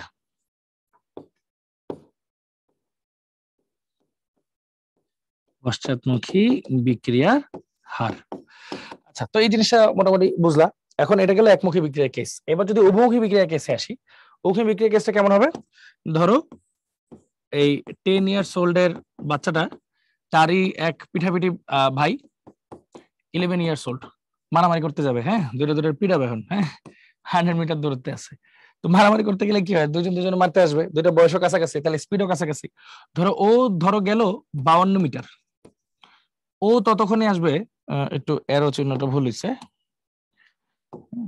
বা একটা কাঙ্ক্ষিত হিসাব দিই, তাহলে তোমাদের সবার জন্য ইজিয়ার হবে। হ্যাঁ, ধরো ও গেল অলমোস্ট 51 মিটার, ও আসলো অলমোস্ট 49 মিটার। ঠিক আছে, কাছাকাছি। তার মানে এই ক্ষেত্রে যেহেতু বয়সও কাছাকাছি, স্পিডও কাছাকাছি, ওর বয়স কম স্পিড বেশি, ওর বয়স একটু বেশি স্পিড একটু কম, একটু কম। বাট তুমি একটা অবজারভার, দূর থেকে দেখলে কি মনে হবে? দুজন প্রায় সমান বেগে গেছে, 51 জন তাই কাছাকাছি। সো যখন সম্মুখমুখী বিক্রিয়া হার আর পশ্চাৎমুখী বিক্রিয়া হার প্রায় সমান হবে, এটাকে বলতেছি আমরা প্রায় সমান। হ্যাঁ, প্রায় সমান বা কাছাকাছি, হ্যাঁ বা কাছাকাছি। ঠিক আছে, এই ব্যাপারটাকে আমরা বলতেছি উভমুখী বিক্রিয়া। কি বলতেছি এই ব্যাপারটাকে? উভমুখী বিক্রিয়া। এই ব্যাপারটাকে আমরা বলতেছি উভমুখী বিক্রিয়া। তাহলে আরেকটা টপিক থাকলো, ভাই তাহলে সাম্যাবস্থা কোনটা? তুমি দাঁড়ায় আছো 10 ইয়ার্স ওল্ড, তোমার সামনে তুমিই দাঁড়ায় আছো, মানে ক্লোন। তাহলে দুইজন স্পিড কেমন হবে? সেম হবে না? মানে 100 মিটার যদি ডিস্টেন্স থাকে, তুমি যদি 50 যাও, এই ক্লোনও কিন্তু 50 আসবে। তো সম্মুখমুখী বিক্রিয়া আর পশ্চাৎমুখী বিক্রিয়া যখন এক্স্যাক্টলি সমান হবে, এক্স্যাক্টলি সমান, তখন এটাকে আমরা বলতেছি সাম্যাবস্থা। এটাকে আমরা বলতেছি সাম্যাবস্থা। ওকে, সাম্যাবস্থা একটা গতিশীল অবস্থা, এটা নিয়ে আমরা একটু সামনে আলোচনা করব, সমস্যার কিছু নাই। আচ্ছা, সো আমরা মোটামুটি ইবেজি কি কি বললাম? বিক্রিয়া হার, বিক্রিয়া হার এটা আমরা সবাই জানি আর দুই প্রকার আছে, একটা হচ্ছে সম্মুখমুখী বিক্রিয়া হার, এটা হচ্ছে পশ্চাৎমুখী বিক্রিয়ার হার। মানে বিক্রিয়ক থেকে উৎপাদে যাইতে যে হারটা, সেটাকে বলা হয় হচ্ছে সম্মুখমুখী বিক্রিয়া হার। উৎপাদ থেকে আবার বিক্রিয়কের দিকেও কিন্তু একটা ব্যাকওয়ার্ড ডিরেকশন হয়, সেটাকে বলতেছি আমরা পশ্চাৎমুখী বিক্রিয়া হার। যদি একদিকের বিক্রিয়া হার এতই বেশি হয়, অন্য দিকেরটাকে নগণ্য মনে হয়, তখন এটাকে আমরা বলবো একমুখী বিক্রিয়া। যদি দুই দিকের বিক্রিয়ার হার কাছাকাছি বা সমান হয় তখন মানে প্রায় সমান হবে, নট সমান, কাছাকাছি বা প্রায় সমান হবে, তখন আমরা তাকে বলবো উভমুখী বিক্রিয়া। আর যদি দুইটার বিক্রিয়ার হার এক্স্যাক্টলি সমান হয়, হ্যাঁ, তখন আমরা তাকে বলবো সাম্যাবস্থা। এটা একটা গতিশীল অবস্থা। মানে এটা হলো বিক্রিয়ক যেই হারে উৎপাদে পরিণত হচ্ছে, উৎপাদটাও সেই হারে বিক্রিয়কে পরিণত হচ্ছে, মানে চলতেছে সাইকেলটা, থেমে যাবে না কখনোই। সো এটাই হচ্ছে একটা গতিশীল অবস্থা। ওকে, এটা হচ্ছে একটা গতিশীল অবস্থা। যেটা একটা ভালো উদাহরণ হচ্ছে যে হাইড্রোজেন আর আয়োডিন যখন তুমি একসাথে মিক্স করবা, হ্যাঁ, আয়োডিনের কালার তো বেগুনি, তো দেখবা ইউটিউবে দেখতে পারবা আর কি, যে হাইড্রোজেন আয়োডাইডের কালার বর্ণহীন হওয়া উচিত, তাই না, বর্ণহীন হয়ে যাওয়া উচিত। বাট এটা দেখা যাবে যে পাত্রটা মানে হাইড্রোজেন মানে বিক্রিয়া করছে, কিছুক্ষণ গেছে, যাওয়ার পর বেগুনি ভাবটা থেকেই যেতেছে, মানে হচ্ছে ওখানে আয়োডিন কিন্তু উপস্থিত আছে, পুরোপুরি কিন্তু হাইড্রোজেন আয়োডাইড তৈরি হয়নি, তার মানে বিক্রিয়াটা সাইকেল চলতেছে। ঠিক আছে, এটা একটা গতিশীল অবস্থা, অলওয়েজ সাম্য অবস্থা। হ্যাঁ, আচ্ছা, তো এটা হচ্ছে বিক্রিয়া হার আর দিকমুখিতার একটা এক্সাম্পল। এবার যদি সামনে আগাই, এই যে যেটা বললাম আর কি এতক্ষণ, এই জিনিসগুলা, তো দেখো কোন বিক্রিয়া সমস্ত বিক্রিয়ক পদার্থ যখন উৎপাদে পরিণত হয়, যেটা অ্যাকচুয়ালি টেকনিক্যালি সম্ভব না, মানে হলো যে বিক্রিয়া শুধু একদিকে যেতে থাকে, এটা হচ্ছে আমাদের বইয়ের ভাষা, বাট অ্যাকচুয়ালি কথা না। অ্যাকচুয়াল কথাটা হচ্ছে কি, যখন সম্মুখমুখী বিক্রিয়ার হার অনেক বেশি হয় পশ্চাৎমুখী থেকে, অথবা পশ্চাৎমুখী বিক্রিয়ার হার অনেক বেশি হয় সম্মুখমুখী থেকে, তখন ওটাকে আমরা বলতেছি হচ্ছে একমুখী বিক্রিয়া। আর উভয়মুখী বিক্রিয়া কখন বলি, যখন হচ্ছে দুইটার বিক্রিয়ার হার কাছাকাছি বা প্রায় সমান হয়, তখন আমরা ওইটাকে বলতেছি উভমুখী বিক্রিয়া। ওকে, এই খোলা পাত্র বদ্ধ পাত্র কিছু বিষয় আছে, ইন জেনারেল, সব সময় না, ইন জেনারেল একমুখী বিক্রিয়াটা খোলা পাত্রে কনসিডার করা হয়, ইন জেনারেল, ইন জেনারেল সব সময় না। আর উভমুখী বিক্রিয়া হচ্ছে আমরা বলি হচ্ছে বদ্ধ পাত্র, হ্যাঁ, ইন জেনারেল, বদ্ধ পাত্র ইন জেনারেল কনসিডার করা হয়। আচ্ছা, ওকে, তো চলো একটু সামনের দিকে আগাই। এবার পড়বো আমরা ইএ বা সক্রিয়ণ শক্তি। ইএ মানে হচ্ছে অ্যাক্টিভেশন এনার্জি, ইএ, এই এ মানে হচ্ছে অ্যাক্টিভেশন এনার্জি। দেখো ইএ, এখানে এ মানে অ্যাক্টিভেশন, ই মানে এনার্জি, তার মানে এটাকে একসাথে লিখলে আমরা কি লিখবো, অ্যাক্টিভেশন এনার্জি। মানে কোন একটা জিনিসকে অ্যাক্টিভ করতে যে পরিমাণ শক্তি লাগে, মানে কার্যে পরিণত করতে যে পরিমাণ শক্তি লাগে। সহজ উদাহরণ একটা দিই, দেখো তুমি ধরো ঘুমায় আছো, তোমার কাজে অফিস যেতে হবে, মাঝখানে একটা টাইম আছে, কিন্তু ওই যে ঘুমের থেকে যে অ্যালার্ম দেয় না, 7টা অ্যালার্ম দেয়, 7টা 5-এ দেয়, 7টা 10-এ দেয়, ধরো 7:30 যাওয়া লাগবে, 7টা 15 মধ্যে রেডি হইতে হবে, তখন কি করো, 7টা দাও, 7টা 5-এ দাও, 7টা 10-এ দাও, আমি আরো ছোট ছোট দিই, 7টা 2, 3, 4 বারবার দিতে থাকি। এতে করে কি হয়, বারবার ফোন দেখি, আবার একটু ঘুমাই, ফোন দেখি, আবার একটু ঘুমাই, ওই যে আলসেমি করতেছি, যে উঠতে উঠতে একটা আলসেমি করি, উঠা গেলে মোটামুটি আরেকটু আলসেমি করি, তারপর কাজ করা শুরু করি। তাহলে এই যে উঠতে উঠতে আলসেমি করতে করতে বিছনা ছেড়ে উঠে বসা পর্যন্ত, এতটুকু পর্যন্ত আমরা অনেক আলসেমি করি। এই যে এইটুক পর্যন্ত উঠতে পারলে তারপর বাকিটা দৌড়। মাঝে মাঝে কিন্তু এই কাজও করতে হয়, যে মানে করি আমরা সবাই কম বেশি, স্কুলের ক্ষেত্রে বা কলেজের ক্ষেত্রে করছি, যে ঘুম থেকে ওঠার পর মনে হচ্ছে না থাক আজকে না যাই, আর যাইনি, মানে পুরাপুরি উঠা বসি নেই আর কি, হাফ উঠা বসেই ঘুমাই গেছি। তো দেখো পুরাপুরি উঠা বসতে হবে, তারপর যাইতে হবে। তাইলে একটা বিক্রিয়কের সবসময় সবার জন্যই সেম, আমিও একটা বিক্রিয়ক, সবাই একটা বিক্রিয়ক, একটা বিক্রিয়কের উৎপাদে পরিণত হইতে ন্যূনতম একটা শক্তির বাধা পের হয়ে আসতে হয়, মানে পার হয়ে আসতে হয়। ঠিক আছে, একটা ন্যূনতম শক্তির বাধা পার হয়ে আসতে হয়, ওই শক্তির বাধাকে বলা হয় সক্রিয়ণ শক্তি, ওই শক্তির বাধাকে বলা হয় কি, সক্রিয়ণ শক্তি। তো এখন তোমাদের এটাকে মানে এক্সপ্লেন করবো, তার আগে ছবিটা একটু দেখো। Reactant getting started in the hardest part, মানে getting started is the hardest part, মানে হচ্ছে রেডি হওয়া বা শুরু করা, মানে হ্যাঁ উঠবো যাবো, এটাই হচ্ছে সবচেয়ে হার্ড পার্ট। যখন একবার তুমি উঠে যাবা, তখন আর তোমার কোনো প্যারা নাই, তারপর তুমি দৌড় দিয়ে কাছে যাইতে পারবা, বাট ওই তো উঠা যাওয়াটা হচ্ছে মেইন প্যারা আর কি। হ্যাঁ, আচ্ছা, তো চলো এটার একটু এক্সাম্পল দেখি। দুই ধরনের বিক্রিয়া ক্ষেত্রে, একটা তাপ উৎপাদী বিক্রিয়া ক্ষেত্রে দেখবো, একটা তাপ হারি বিক্রিয়া ক্ষেত্রে দেখবো। ঠিক আছে, তাপ উৎপাদী, এটা দেখবো তাপ হারি। আচ্ছা, তো ব্যাপার হচ্ছে, ধরো আমার কাছে তাপ উৎপাদী বিক্রিয়া আছে, এই পাশে হচ্ছে দিলাম শক্তি, এই পাশে ধরো বিক্রিয়া অক্ষ বা সময়। হ্যাঁ, বিক্রিয়া অক্ষ বা সময়। তো ব্যাপারটা হচ্ছে তাপ উৎপাদী বিক্রিয়া কাকে বলে, যেটা তাপ উৎপন্ন করে, মানে উৎপাদের শক্তি কম থাকে, বিক্রিয়কের শক্তি বেশি থাকে, তাই না? দেখো তাহলে এখানে দিলাম আমি বিক্রিয়ক, সে ফর এক্সাম্পল ওর শক্তি ধরো 10, আর এখানে দিলাম ধরো উৎপাদ, এটা 3। হ্যাঁ, উৎপাদের শক্তি এখানে দিলাম ধরো উৎপাদ, মানে ব্যাপারটা হলো আমার কাছে 10 টাকা ছিল, আমি 3 টাকার প্রোডাক্ট বানাইছি, বাকি 60 টাকা দান করে দিছি, তাহলে কি আমি তাপ উৎপাদ বিক্রিয়া, ব্যাপারটা হচ্ছে এরকম। হ্যাঁ, তাহলে দেখো সহজ হিসাব, এখানে হচ্ছে এটা কি, গ্রাফটা হবে যে এরকম, গ্রাফটা হবে এরকম। তো এই যে যে কোনো বিক্রিয়ক অণু, একটা বিক্রিয়ক অণু, ঠিক আছে, এই যে একটা বিক্রিয়ক অণু এই যে চূড়ায় পৌঁছাইতে যেই পরিমাণ শক্তির পরিবর্তন বা শক্তি লাগে সেটাকেই বলা হয় সক্রিয়ণ শক্তি বা অ্যাক্টিভেশন এনার্জি। আর এই যে এই অবস্থাকে বলা হয় সক্রিয়ণকৃত জটিল অবস্থা। এই অবস্থাকে বলা হয় সক্রিয়ণকৃত জটিল অবস্থা। এখানে আসলে হয় কি, এখানে আসলে হয় কি তোমাদের দেখাই। ধরো এটা হলো এ বি প্লাস সি ছিল, আর এখানে হয়েছে কি এ সি প্লাস বি, মানে বি আর সি এর মধ্যে প্রতিস্থাপন হবে। তো এই যে এই পজিশনটা কি হবে জানো, এই পজিশনটায় এর সাথে বি এর বন্ধন ভাঙতে থাকবে, ভাঙন ধরবে, আর সি এর বন্ধন জোড়া লাগা শুরু হবে।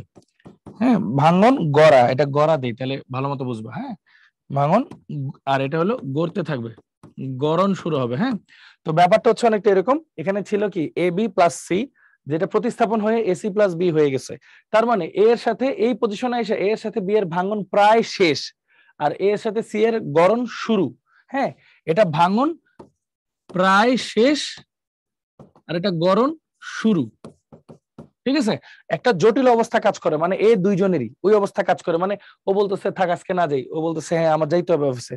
তো ওইটা যদি তুমি পার হয়ে যাইতে পারো, মানে এই শক্তিটা পাওয়া যাও, তাহলে এটা ভেঙে যাবে, এটা গড়া শুরু হবে এবং তুমি অফিস যাইতে পারবে, এরকম আর কি ব্যাপারটা। এই জন্য এই পজিশনটাকে বলা হয় সক্রিয়ণকৃত জটিল অবস্থা। ট্রানজিশন স্টেট মানে সক্রিয়ণকৃত। কেন সক্রিয়ণকৃত বলা জানো, কারণ এতটুকু আসতে হলে সক্রিয়ণ শক্তি লাগে, তাই সক্রিয়ণকৃত জটিল অবস্থা। ঠিক তেমনি এখানে যে বিষয়টা দেখতেছ, এই যে সক্রিয়ণকৃত জটিল অবস্থা, বিক্রিয়ক থেকে ওই মাথা পর্যন্ত যাইতে লাগে সক্রিয়ণ শক্তি, আর বিক্রিয়ক আর উৎপাদ, বিক্রিয়ক আর উৎপাদের মধ্যে যে ডিস্টেন্স, হ্যাঁ, ওইটাকে বলি আমরা ডেল্টা এইচ। তাহলে ডেল্টা এইচ মানে অলওয়েজ কি, উৎপাদের শক্তি মাইনাস বিক্রিয়কের শক্তি। তো টেকনিক্যালি একটু চিন্তা করো, উৎপাদের শক্তি কত 3, বিক্রিয়কের শক্তি 10, তাহলে -7। এই জন্য ডেল এইচ হয় নেগেটিভ। তাপ উৎপাদী বিক্রিয়া ডেল এইচ হয় নেগেটিভ। কেন? কারণ বিক্রিয়কের শক্তি বেশি থাকে, উৎপাদের শক্তি কম থাকে, মাঝখানে শক্তিটা সে ত্যাগ করে দেয় বাইরে, বাইরে ত্যাগ করে দিচ্ছে, তাপ উৎপন্ন করতেছে, এজন্য তাপ উৎপাদী। আর তাপ উৎপাদী হলে কি হয়, নেগেটিভ হয়। এজন্য তাপ উৎপাদী বিক্রিয়া del H negative, del H negative. Okay, এবার আসি তাপ হারি। চলো তাপ হারিটা পড়ি। এখানে গেছে শক্তি, এখানে যাচ্ছে হচ্ছে সময়। তো এখানে হয় কি উল্টা আর কি। হ্যাঁ, এটা ধরো 3 বিক্রিয়ক, এটা ধরো 10 উৎপাদ। হ্যাঁ, উৎপাদ। তো এখানে হয় কি, এই যে এরকম যাইতে হয়। তো এখানে কেসটা কি, সেম কেস, যে দেখো বিক্রিয়ক থেকে, বিক্রিয়ক থেকে এই যে এই চূড়া পর্যন্ত উঠতে সবসময় বিক্রিয়ক থেকে চূড়া পর্যন্ত, বিক্রিয়ক থেকে চূড়া পর্যন্ত উঠতে যে পরিমাণ শক্তির পরিবর্তন, সেটাকে বলি সক্রিয়ণ শক্তি। এই মাথাটাকে বলি সক্রিয়ণকৃত জটিল অবস্থা, সক্রিয়ণকৃত জটিল অবস্থা। আর এই উৎপাদ আর বিক্রিয়কের মাঝখানে যে গ্যাপটা থাকে, উৎপাদ আর বিক্রিয়কের মাঝখানে যে গ্যাপটা, এটাকে বলি ডেল্টা এইচ। তো ডেল্টা এইচ এখানে কি হবে, ডেল্টা এইচ এখানে আসতেছে কি উৎপাদ মাইনাস বিক্রিয়ক অলওয়েজ, মানে ফাইনাল অবস্থা মাইনাস আদি অবস্থা। তাহলে দেখো 10 - 3 = +7। মানে এখানে কি হচ্ছে, আমার কাছে ছিল 3 টাকা, আমার এখন লাগবে 10 টাকা হইতে, তাহলে 60 টাকা আমার নিতে হবে। আমি তাপ খাচ্ছি, মানে তাপ হরণ করতেছি, এই জন্য এটাকে বলা হয় তাপ হারি। তো তাপ হারি বিক্রিয়া ডেল এইচ কি হয়, পজিটিভ হয়। এই জন্যই তাপ হারি বিক্রিয়া ডেল এইচ কি হয়, পজিটিভ হয়। কারণ ও কি করতেছে, তাপটা নিজে শোষণ করতেছে, হ্যাঁ, ওর মধ্যে ঢুকতেছে, এজন্য বাড়ছে ওর, এজন্য তাপ হারি কি হয়, পজিটিভ হয়। আর তাপ উৎপাদে কি ছেড়ে দিচ্ছে, মানে নিজের থেকে কমতেছে, এই জন্য নেগেটিভ। ঠিক আছে, এইভাবে চিন্তা করতে হবে। আর সবসময় মনে রাখবো সক্রিয়ণ শক্তি কোথা থেকে হয়, বিক্রিয়কের জন্য হয় সক্রিয়ণ শক্তি, বিক্রিয়কের জন্য। তাহলে বিক্রিয়ক অণু থেকে একদম চূড়া পর্যন্ত যাইতে যে পরিমাণ শক্তি, তাকে বলা হয় সক্রিয়ণ শক্তি। আর বিক্রিয়ক আর উৎপাদের মধ্যে যে ডিফারেন্স, সেটাকে বলা হয় ডেল এইচ। আচ্ছা, আরেকটা যে বিষয় থাকে, দেখতেই পাচ্ছ যে তাপ উৎপাদ বিক্রিয়ার শক্তি কম, তাপ হারি বিক্রিয়ার সক্রিয়ণ শক্তি বেশি। আরেকটা যে বিষয়টা ভাইয়া বলবো, সেটা হচ্ছে সক্রিয়ণ শক্তি বেশি হওয়া ভালো না কম হওয়া ভালো, চিন্তা করে দেখো তো। সক্রিয়ণ শক্তি বেশি হওয়া ভালো নাকি কম হওয়া ভালো? সক্রিয়ণ শক্তি যত কম হবে তত ভালো। কারণ কি, স্বাভাবিক না, যে তোমার যদি ব্যারিয়ার, ধরো একটা গাড়ি কিনবা তুমি, হ্যাঁ, গাড়ির দাম 10 লাখ, এখন ডিসকাউন্টে তুমি যদি কোনোভাবে 6 লাখ টাকায় পাও, তোমার জন্য ইজি হবে না, কষ্ট কম হবে না গাড়িটা পাইতে? এরকম আর কি। সক্রিয় শক্তিটা হচ্ছে ব্যারিয়ার, এই ব্যারিয়ার যত কম হবে তত তোমার জন্য ভালো বিক্রিয়া করার জন্য। হ্যাঁ, কারণ কি একটা বিক্রিয়ক অণু তো মনে করো 50টা অণু আছে, সব অণু কিন্তু বিক্রিয়ায় উৎপাদে যাইতে পারে না, কিছু অণু থেকে যায়। এখন সক্রিয় শক্তি যত কম হবে তত বেশি মানুষ পার্টিসিপেট করতে পারবে। ব্যাপারটা হচ্ছে অনেকটা এরকম যে ধরো আমার সাথে 10 বন্ধু আছে, হ্যাঁ, এখন আমার অনেক হাই সোসাইটির কিছু বন্ধু আছে যারা ওই 5-6 হাজার টাকার কনসার্টে যায়, হ্যাঁ, আমার কাছে অত টাকা থাকে না, আমি যাইতে পারবো না, হ্যাঁ ধরো। তো আলটিমেটলি ব্যাপারটা কি হবে যে আমরা 10 বন্ধুর মধ্যে 5 জন কনসার্টে গেল আর বাকি 5 জন আমরা যাইতে পারিনি, কিন্তু এই কনসার্টের টাকা 5,000 থেকে যদি 500তে নেমে আসে, কমে যায়, তখন কিন্তু আমরা 10 জনে যেতে পারবো। তার মানে ব্যাপারটা কি, সক্রিয় শক্তি যত বাড়ে সক্রিয় অণুর সংখ্যা তত কি হয়, কমে। সক্রিয় অণু মানে যারা এই সক্রিয় শক্তির লেভেলটা পার করতে পারে তাদেরকে বলা হয় সক্রিয় অণু, মানে যারা ওই সক্রিয় শক্তির ব্যারিয়ারটা পার করতে পারে। তো স্বাভাবিক, সক্রিয় শক্তি যত বেশি হবে তত কম অণু সেই ব্যারিয়ার পার করতে পারবে। ওই যে এন্ট্রি ফি যত বেশি হবে তত কম মানুষ যাবে, আবার এন্ট্রি ফি যত কম হবে তত বেশি মানুষ পার্টিসিপেট করবে, মানে সক্রিয় অণুর সংখ্যা বেড়ে যাবে। ব্যাপারটা ক্লিয়ার? তাহলে এই কথাটা একটু লিখে দেই যে সক্রিয় শক্তি যত বাড়বে সক্রিয় অণু সংখ্যা তত কমবে। ঠিক আছে, সক্রিয় অণুকে ওই সক্রিয় শক্তি পর্যন্ত পৌঁছাইতে যে এইসব অণু পারে তাদেরকে সক্রিয় অণু বলে। ঠিক আছে, এই হইলো ব্যাপারটা। ওকে, আশা করি জিনিসটা সবাই ক্লিয়ার। ওকে, তো এই সক্রিয় শক্তি রিলেটেড যে টপিকটা আমরা পড়বো সেটা হচ্ছে আর্হেনিয়াস সমীকরণ। তো ওই যে আমরা পড়ছিলাম না যে 10 ডিগ্রি সেলসিয়াস তাপমাত্রা বৃদ্ধিতে কি হয়, বিক্রিয়ার বেগ অলমোস্ট দ্বিগুণ হয়ে যায়। 10 ডিগ্রি সেলসিয়াস তাপমাত্রা বৃদ্ধিতে বিক্রিয়ার বেগ অলমোস্ট দ্বিগুণ হয়ে যায়। তো ব্যাপারটা হচ্ছে আর্হেনিয়াস হচ্ছে বলছিল আর কি যে বিক্রিয়ার হার ধ্রুবকের উপর যে তাপমাত্রার প্রভাবটা সেটা আসলে কিভাবে আমরা ব্যাখ্যা করতে পারি। তো দেখো উনি বলছিলেন সংঘর্ষ তত্ত্ব থেকে আসছিল আর কি, যে একটা জিনিস যত বেশি সংঘর্ষ হবে তত বেশি কি হবে জিনিসটার, মানে কি বলবো, বিক্রিয়া তত বেশি হবে। হ্যাঁ, সংঘর্ষ যত বেশি বিক্রিয়া তত বেশি। সংঘর্ষ যদি না হয় তাহলে বিক্রিয়া কেমনে হবে? ধরো সোডিয়াম রাখলা ক্লোরিন রাখলা, দুইজনের দুইটা আলাদা পাত্রে রাখলা, সারা জীবন এমনিই থাকবে, সোডিয়াম ক্লোরাইড আর হবে না, কিন্তু যখন ওদের মধ্যে সংঘর্ষ করাবা তখনই তো বিক্রিয়াটা হবে, তাই না? তো আর্হেনিয়াস 3টা কথা বলছিল আর কি। হ্যাঁ, ফার্স্ট হচ্ছে সংঘর্ষ হইতে হবে, প্রচুর সংঘর্ষ হইতে হবে। এই সংঘর্ষের একটা নির্দিষ্ট দিক বিন্যাস থাকতে হবে। নির্দিষ্ট দিক বিন্যাস বলতে ধরো মারামারি হবে তোমার আর তোমার বন্ধুর মাঝখানে, আমি দাঁড়ায় আছি, তোমার বন্ধু ফাট করে আমার মেরে দিল, তাহলে তো লাভ হলো না, মানলাম তো তোমাদের দুজনের মধ্যে হরকত ছিল, আমার মারলে তো আরেক বিক্রিয়া শুরু হবে, তাই না? তো নির্দিষ্ট দিকে বিক্রিয়াটা হইতে হবে, তাহলে দিক বিন্যাসটা কি হইতে হবে, নির্দিষ্ট হইতে হবে। হ্যাঁ, আর লাস্ট আরেকটা জিনিস, ন্যূনতম শক্তি থাকতে হবে। ন্যূনতম শক্তিটাই সক্রিয় শক্তি। ন্যূনতম শক্তির ব্যাপারটা কি, ধরো একটা সেই শক্তিশালী একটা দানবের সাথে একটা ছোট্ট চিকনা একটা পিচ্চি যদি মারামারি করতে যায়, ওকে টিকতে পারবে? মারামারি তো পার্টিসিপেটই করতে পারবে না। তাহলে দুইটা জিনিসের বিক্রিয়া করতে হইলে সক্রিয় শক্তির লেভেলটাও কাছাকাছি হইতে হবে। কাছাকাছি না হইলে তো তারা বিক্রিয়া করতে পারবে না, একজন আরেকজনের শেষ করে দিবে, মানে বিক্রিই হবে না। বুঝছো, মানে একজন অনেক পাওয়ারফুল, একজন একদম লো পাওয়ারফুল, এ তো নিচে আসতে পারবে না এরা মারতে, কিন্তু যদি কাছাকাছি হয় তখন বিক্রিয়াটা সুন্দর হবে। তো এই জন্যই এই 3টা বৈশিষ্ট্য থাকা লাগে। তো এই 3টা বৈশিষ্ট্যের উপর বেস করে আর্হেনিয়াস হচ্ছে সূত্র দিয়েছিলেন, সেটাই হচ্ছে K is equal to A into E to the power minus EA by R T, EA by R T. ঠিক আছে, সো এখানে যে ব্যাপারটা আছে যে সিম্পল কথা, এটা কি, এটা হচ্ছে আর্হেনিয়াস ধ্রুবক, দেখতেই পাচ্ছ, এ হচ্ছে আর্হেনিয়াস ফ্যাক্টর, আর্হেনিয়াস ধ্রুবক। আর্হেনিয়াস ধ্রুবকের ভিতরে কে আছে জানো? আর্হেনিয়াস ধ্রুবকের মধ্যে সংঘর্ষ আছে, সংঘর্ষ জেড, আর এটা আছে দিক বিন্যাস পি।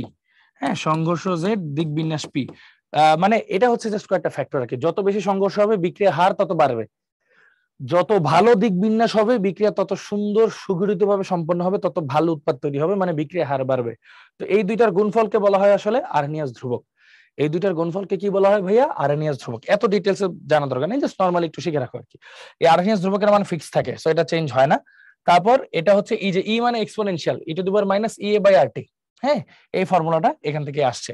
তো এখন এই জিনিসটাকে যদি আমরা যে উভয় পক্ষে লন নিই, লন নিলে কি হবে চলো আমরা একটু দেখি। উভয় পক্ষে যদি লন নিই তাহলে ln K equal to ln A into E to the power minus E A by R T. আর হচ্ছে সার্বজনীন গ্যাস ধ্রুবক, টি হচ্ছে কেলভিন তাপমাত্রা। এখন লন এ বি সূত্র কি, loan A plus ln B, তাই না? Loan A plus ln B. আচ্ছা, লনের সামনে কোনো কিছু পাওয়ার থাকলে সেটা কিন্তু সামনে চলে আসতে পারে। তাহলে দেখো লন এ, এই পুরা পাওয়ার অংশটা যদি নিচে চলে আসে তাহলে minus E A by R T into ln e, আর লন ই এর মান হচ্ছে 1, লন ই এর মান 1 কেন? লন মানে হচ্ছে একটা লগ যার বেজ হচ্ছে ই, তাহলে লন ই মানে কি লগ ই বেজ ই, একই জিনিস হইলে কাটাকাটি যে আসে 1, ঠিক আছে? সো আলটিমেটলি এটাকে আমরা কি লিখতে পারি, ln K equal to ln A minus E A by R T. তো এই জিনিসটাকে এখন আমরা সুন্দর মতো গুছাইয়া পড়বো, ঠিক আছে? আরেকবার বলি জিনিসটা কি বললাম। আরএনএস হচ্ছে এই যে একটা রাসায়নিক বিক্রিয়া সুষ্ঠুভাবে সংঘটিত হতে হলে এরকম 3টে শর্ত দরকার হয় আর কি, হ্যাঁ? সংঘর্ষ, ভালো অনেক সংঘর্ষ হইতে হবে, দিক বিন্যাস, সঠিক দিক বিন্যাসে বিক্রিয়াটা হইতে হবে, আর একটা ন্যূনতম শক্তি লাগবে, সক্ষম শক্তি। তো এইখান থেকে সূত্রটা আসে আরএনএস ধ্রুবক হচ্ছে এই দুইটার গুণফলের মান, সংঘর্ষ আর দিক বিন্যাসের গুণফলের মান, যেটা যত বেশি হবে বিক্রিয়া হার তত বাড়বে। এই যে দেখো বিক্রিয়া হার তত বাড়বে, সমানুপাতিক সম্পর্ক, হ্যাঁ? আর সক্রিয় শক্তির সাথে কেমন সম্পর্ক, সক্রিয় শক্তি যত বেশি বিক্রিয়া হার তত কম, তাই না? তাহলে কম অণু অংশগ্রহণ করবে। তো ব্যাপারটা হচ্ছে এই যে এইটাকে উভয় পক্ষে যদি আমি লন নেই, যেহেতু এক্সপোনেনশিয়াল আছে, উভয় পক্ষে যদি লন নেই তখন এইভাবে সমীকরণটা চলে আসতেছে, হ্যাঁ? আবার একটা এক্সাম্পল দিয়ে দিই, ln A B equal to লেখা যায় ln A plus ln B, লিখে দেই ইন এনি কেস যদি তোমরা ভুলে যেয়ে থাকো সূত্রগুলা, loan A plus ln B, তাহলে loan A plus ln B, হ্যাঁ? তারপরে যে পাওয়ারটা সামনে চলে আসলো, তারপরে যে লন এর মান 1 এটা চলে আসে। এখন এখান থেকে আমরা কি কি ডেরিভেটিভ করতে পারি, এখান থেকে আমরা একটা জিনিস ডিরাইভ করতে পারি, চলো এটা একটা পেজ নিয়ে পড়ে নিই আগে।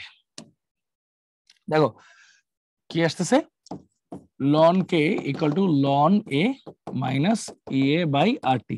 তো এটাকে একটু ভেঙে সুন্দর করে লিখে আসো, ln K equal to minus E A by R into 1/t plus ln A, এভাবে লেখা যায়।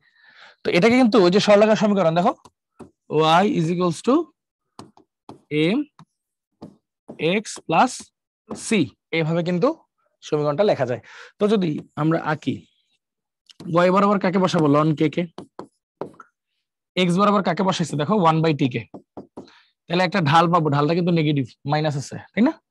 নেগেটিভ একটা ঢাল পাবো, ঢালের মান কত, minus E A by R, minus E A by R, শেষ হয়ে গেল। ঢালের মান পাবো হচ্ছে মাইনাস ই এ বাই আর। তো এইভাবে হচ্ছে আমরা জিনিসপত্রগুলোর সলভ করতে পারবো ইনশাল্লাহ। আচ্ছা, তাহলে এটা হচ্ছে ঢাল বা স্লোপ, ঠিক আছে? তো এটা হচ্ছে আরএনএস সমীকরণের মানে গ্রাফ কিভাবে আঁকে সেই জিনিসটা। তো চলো এবার একটু আমরা সামনের দিকে যাই। আরএনএস এর সমীকরণ যদি দুইটা তাপমাত্রা থাকে তখন কিভাবে করব, আসো দেখি। খুব সিম্পল, এটা ইজি। একটু কি করলাম, ln K equal to ln A minus E A by R T. তো ধরো এটাকে 1 দিলাম, কে 1 এর উপর টি 1 ডিপেন্ডেন্ট, বাকিগুলো তো ধ্রুবক, এ ধ্রুবক, ই এ ধ্রুবক, আর ধ্রুবক, এগুলো ধ্রুবক। তাহলে এই দুইটাই হচ্ছে একে অপরের উপর ডিপেন্ড করে। তারপর আরেকটা দিলাম ln K 2 equal to ln A minus E A by R T 2, ঠিক আছে? তাপমাত্রা চেঞ্জ করলে হার ধ্রুবক চেঞ্জ হয়। তো আমি যদি এই দুইটা সমীকরণকে, এই যে এটার নাম দিলাম 2, এটার নাম দিলাম 1, দুইটা যদি বিয়োগ করি, 2 থেকে যদি 1 বিয়োগ করি, সেক্ষেত্রে আমরা কি পাচ্ছি দেখো, ln K 2 minus ln K 1 equal to ln A minus E A by R T 2 minus ln A minus minus plus E A by R T 1। তো এখন যদি এটাকে শর্ট একটু লিখে দেখো, ln A minus ln B, সূত্র হচ্ছে ln A by B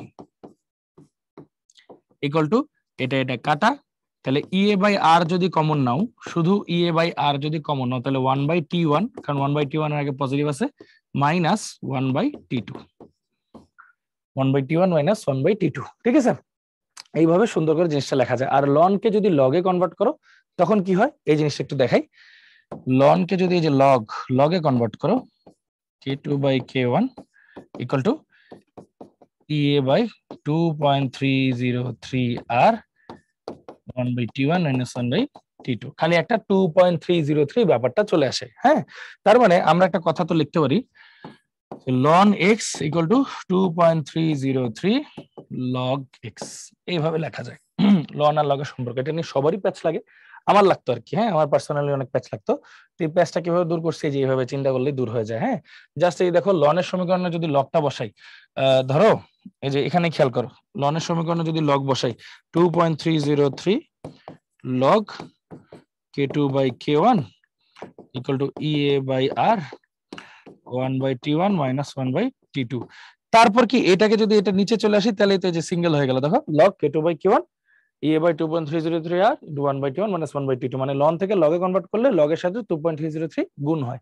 ঠিক আছে, এটাই শেষ আমাদের সমীকরণ। এত কঠিনটা মুখস্থ না রাখে এই জিনিসটা বললেও হবে। এটা জাস্ট একটা ইকুয়েশন দেখাইলাম তোমাদেরকে যে এইভাবে জিনিসটা কনসিডার করা হয়। ঠিক আছে, এইভাবে জিনিসটা কনসিডার করা হয়। ওকে, সো আসি একটু সামনে। তাপমাত্রা বৃদ্ধি বিক্রিয়া হার বৃদ্ধির কারণ। কারণ কি? তাপমাত্রা যত বাড়াবো তত আমার কি হবে বলো? বিক্রিয়ার অণুগুলা তত বেশি শক্তি পাবে। অণুগুলা যত বেশি শক্তি পাবে তত বেশি অণু বিক্রিয়ায় অংশগ্রহণ করতে পারবে। তার মানে কি? বেশি বিক্রিয়ায় অংশগ্রহণ করতে পারে মানে কি? সক্রিয় অণুর সংখ্যা বাড়বে, তাই না ব্যাপারটা? তাহলে সক্রিয় অণুর সংখ্যা বৃদ্ধি পাবে। আরেকবার বলি, তাপমাত্রা ধরো আমার কাছে অণু আছে, মানে মেইন কথা হলো তাপমাত্রাকে টাকার মতো চিন্তা করো। ওই যে 5,000 টাকা এন্ট্রি ফ্রি, 5 জন বন্ধু গেছে, বাকি 5 জন আমরা বসে আছি, এখন কেউ এসে আমাদের ডোনেট করলো কিছু টাকা, তাপমাত্রা বাড়ছে মানে টাকা ডোনেট করছে, তাহলে কি? ধরো আমার কাছে 3,000 টাকা ছিল, কেউ সবাই 2,000 করে দিচ্ছে, তাহলে আমার কিন্তু 5,000 টাকা মিলে গেছে। হয়তো আরো 2-1 জনের মিলে নাই, তাহলে কি আরো 2 জন আমরা বেশি পার্টিসিপেট করতে পারলাম না আগের চেয়ে বেশি? তাহলে তাপমাত্রা বাড়াইলে বিক্রিয়ার অণুগুলোর মধ্যে শক্তি বাড়ে, তাহলে ওদের মধ্যে সংঘর্ষ আরো বাড়ে, ওরা আরো বিক্রিয়া করতে উদ্বুদ্ধ হয়। তার মানে সক্রিয় অণুর সংখ্যা বৃদ্ধি পায়, তাপমাত্রা বাড়াইলে সক্রিয় অণুর সংখ্যা বৃদ্ধি পায়। হ্যাঁ, এই হলো ঘটনা। আচ্ছা, তো এটা মোটামুটি আমরা বুঝতে পারলাম। হ্যাঁ, আচ্ছা, তো চলো তারপরে আমরা একটু সামনের দিকে আগেই। তাপমাত্রা বৃদ্ধি বিক্রিয়া হার বৃদ্ধির কারণ কি আর কি? বিক্রিয়া হার বৃদ্ধি হয় কারণ সক্রিয় অণুর সংখ্যা বৃদ্ধি পায়। সক্রিয় অণুর সংখ্যা যদি বাড়ে তাহলে তো বিক্রিয়া হার বাড়বে, এটাই স্বাভাবিক। আচ্ছা, এবার আমরা পড়বো ক্রোমো আণবিকত্ব। ওকে, তো এখন আবার একটা ভিন্ন টপিক নিয়ে আমরা শুরু করবো। ক্রোমো আণবিকত্ব ব্যাপারটা কি? তো ক্রোমো আণবিকত্ব জিনিসটা একটু সিম্পলিফাইড আর কি।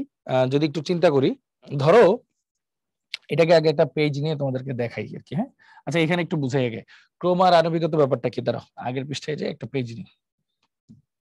আচ্ছা, তো ব্যাপার হলো, ধরো তোমার কাছে কি কি পড়বো আমরা এখন? ক্রোম এবং আণবিকত্ব। ক্রোম এবং আণবিকত্ব একটু ইন্ডিকেশন আছে, হালকা পাতলা দেখাবো যতটুকু সম্ভব। হ্যাঁ, যতটুকু বুঝলে তোমাদের কাজে লাগবে। তো ক্রোম ও আণবিকত্ব বলতে ধরো তোমরা তিনজনের বয়সী ধরো 20 ইয়ার্স। তোমরা তোমাদের একটা দাদাকে নিয়ে পার্কে হাঁটতে গেছো। হ্যাঁ, ওনার বয়স ধরো 80 ইয়ার্স। এখন হাঁটতে গেছো, তাহলে টোটাল কয়জন হাঁটতে গেলা? ধরো এটা একটা সিঙ্গেল স্টেপ রিয়াকশন। হ্যাঁ, এক স্টেপের রিয়াকশন। তাহলে যে কয়জন হাঁটতে গেল না, একটা রাসায়নিক বিক্রিয়া অংশগ্রহণ করলা, ধরো এটা একটা রাসায়নিক বিক্রিয়া, 4 জন অংশগ্রহণ করছে, তাহলে এটার আণবিকত্ব 4। আণবিকত্ব 4। এখন মানে একটা রাসায়নিক বিক্রিয়া যদি এক ধাপের হয়, সেখানে যে কয়টা অণু অংশগ্রহণ করে তাকে তার আণবিকত্ব বলে। এবার আসি ক্রোমটা হচ্ছে ডিপেন্ডেন্সি, মানে কয়জনের উপর ডিপেন্ড করে চলতে হইতেছে বা স্লো কয়জন সেটার আর কি বিষয়টা। তো দেখো, তোমরা 4 জন হাঁটা শুরু করছো, এখন স্বাভাবিকভাবে দাদা তো অনেক বয়স্ক, একটু স্লো হাঁটবে। তোমরা 20 বছর বয়সে ট্যাং ট্যাং ট্যাং ট্যাং করে দৌড় দিয়ে হেঁটে চলে যাবে, এটা তো আর হয় না, দেখতে খারাপ দেখায়। তোমরা তো যেহেতু সবাই একসাথে হাঁটতে পেরেছো, তোমরা কিন্তু স্পিডটা দাদার মতো করে রেখে তারপর হাঁটবা, তাই না? দাদার সাথে সাথে হাঁটবা। তাহলে দেখো তো, তোমাদের স্পিডটা উনার স্পিডের জন্য কন্ট্রোলড হয়ে গেল না? মানে উনার একজনের উপর ডিপেন্ড করে বাকিদের হাঁটতে হইতেছে না। এজন্য এই বিক্রিয়ার ক্রম হচ্ছে 1। এজন্য এই বিক্রিয়ার ক্রম হচ্ছে কত? 1। এরপর যদি আরেকটা উদাহরণ দিই, ধরো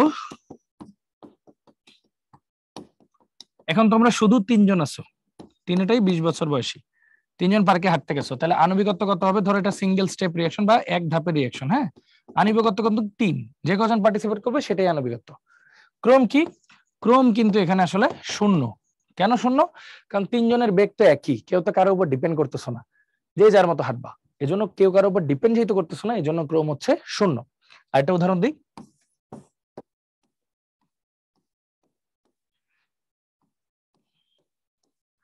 তিনজনই দাদা, 80 ইয়ার্স বয়সের কম বেশি। হ্যাঁ, 3 জন পার্কে হাঁটতে বেরোইছে, তো বুঝতেই পারতেছো আণবিকত্ব কত? আণবিকত্ব 3, কারণ 3 জনই রাসায়নিক, মানে 3 জনের স্পিড সেম, কেউ কারোর উপর ডিপেন্ড, মানে সরি, যে কয়জন মানে বিক্রিয়া অংশগ্রহণ করবে সেটাই তার আণবিকত্ব, একটা এক ধাপ বিক্রিয়ায়। এবার যদি ক্রমে আসি, ক্রমটা কিন্তু 0। তোমরা হয়তো অনেকে ভাবতেছো যে 3 জনই যেহেতু স্লো, তাহলে তো ভাইয়া ক্রম 3 হওয়া উচিত, বাট না, ক্রমটা কিন্তু 0। কেন ক্রমটা 0? কারণ হচ্ছে 3 জনের স্পিড তো সেম। ভাইয়া বারবার বলতেছি যে ওদের মধ্যে যারা যারা উপস্থিত থাকবে তাদের মধ্যেও যদি কেউ স্লো থাকে তার উপর ডিপেন্ড করবে। তাহলে এটা ক্রম কিন্তু 0, কারণ 3 জনের স্পিড সেম। এবার ফাইনাল উদাহরণ যদি দিই,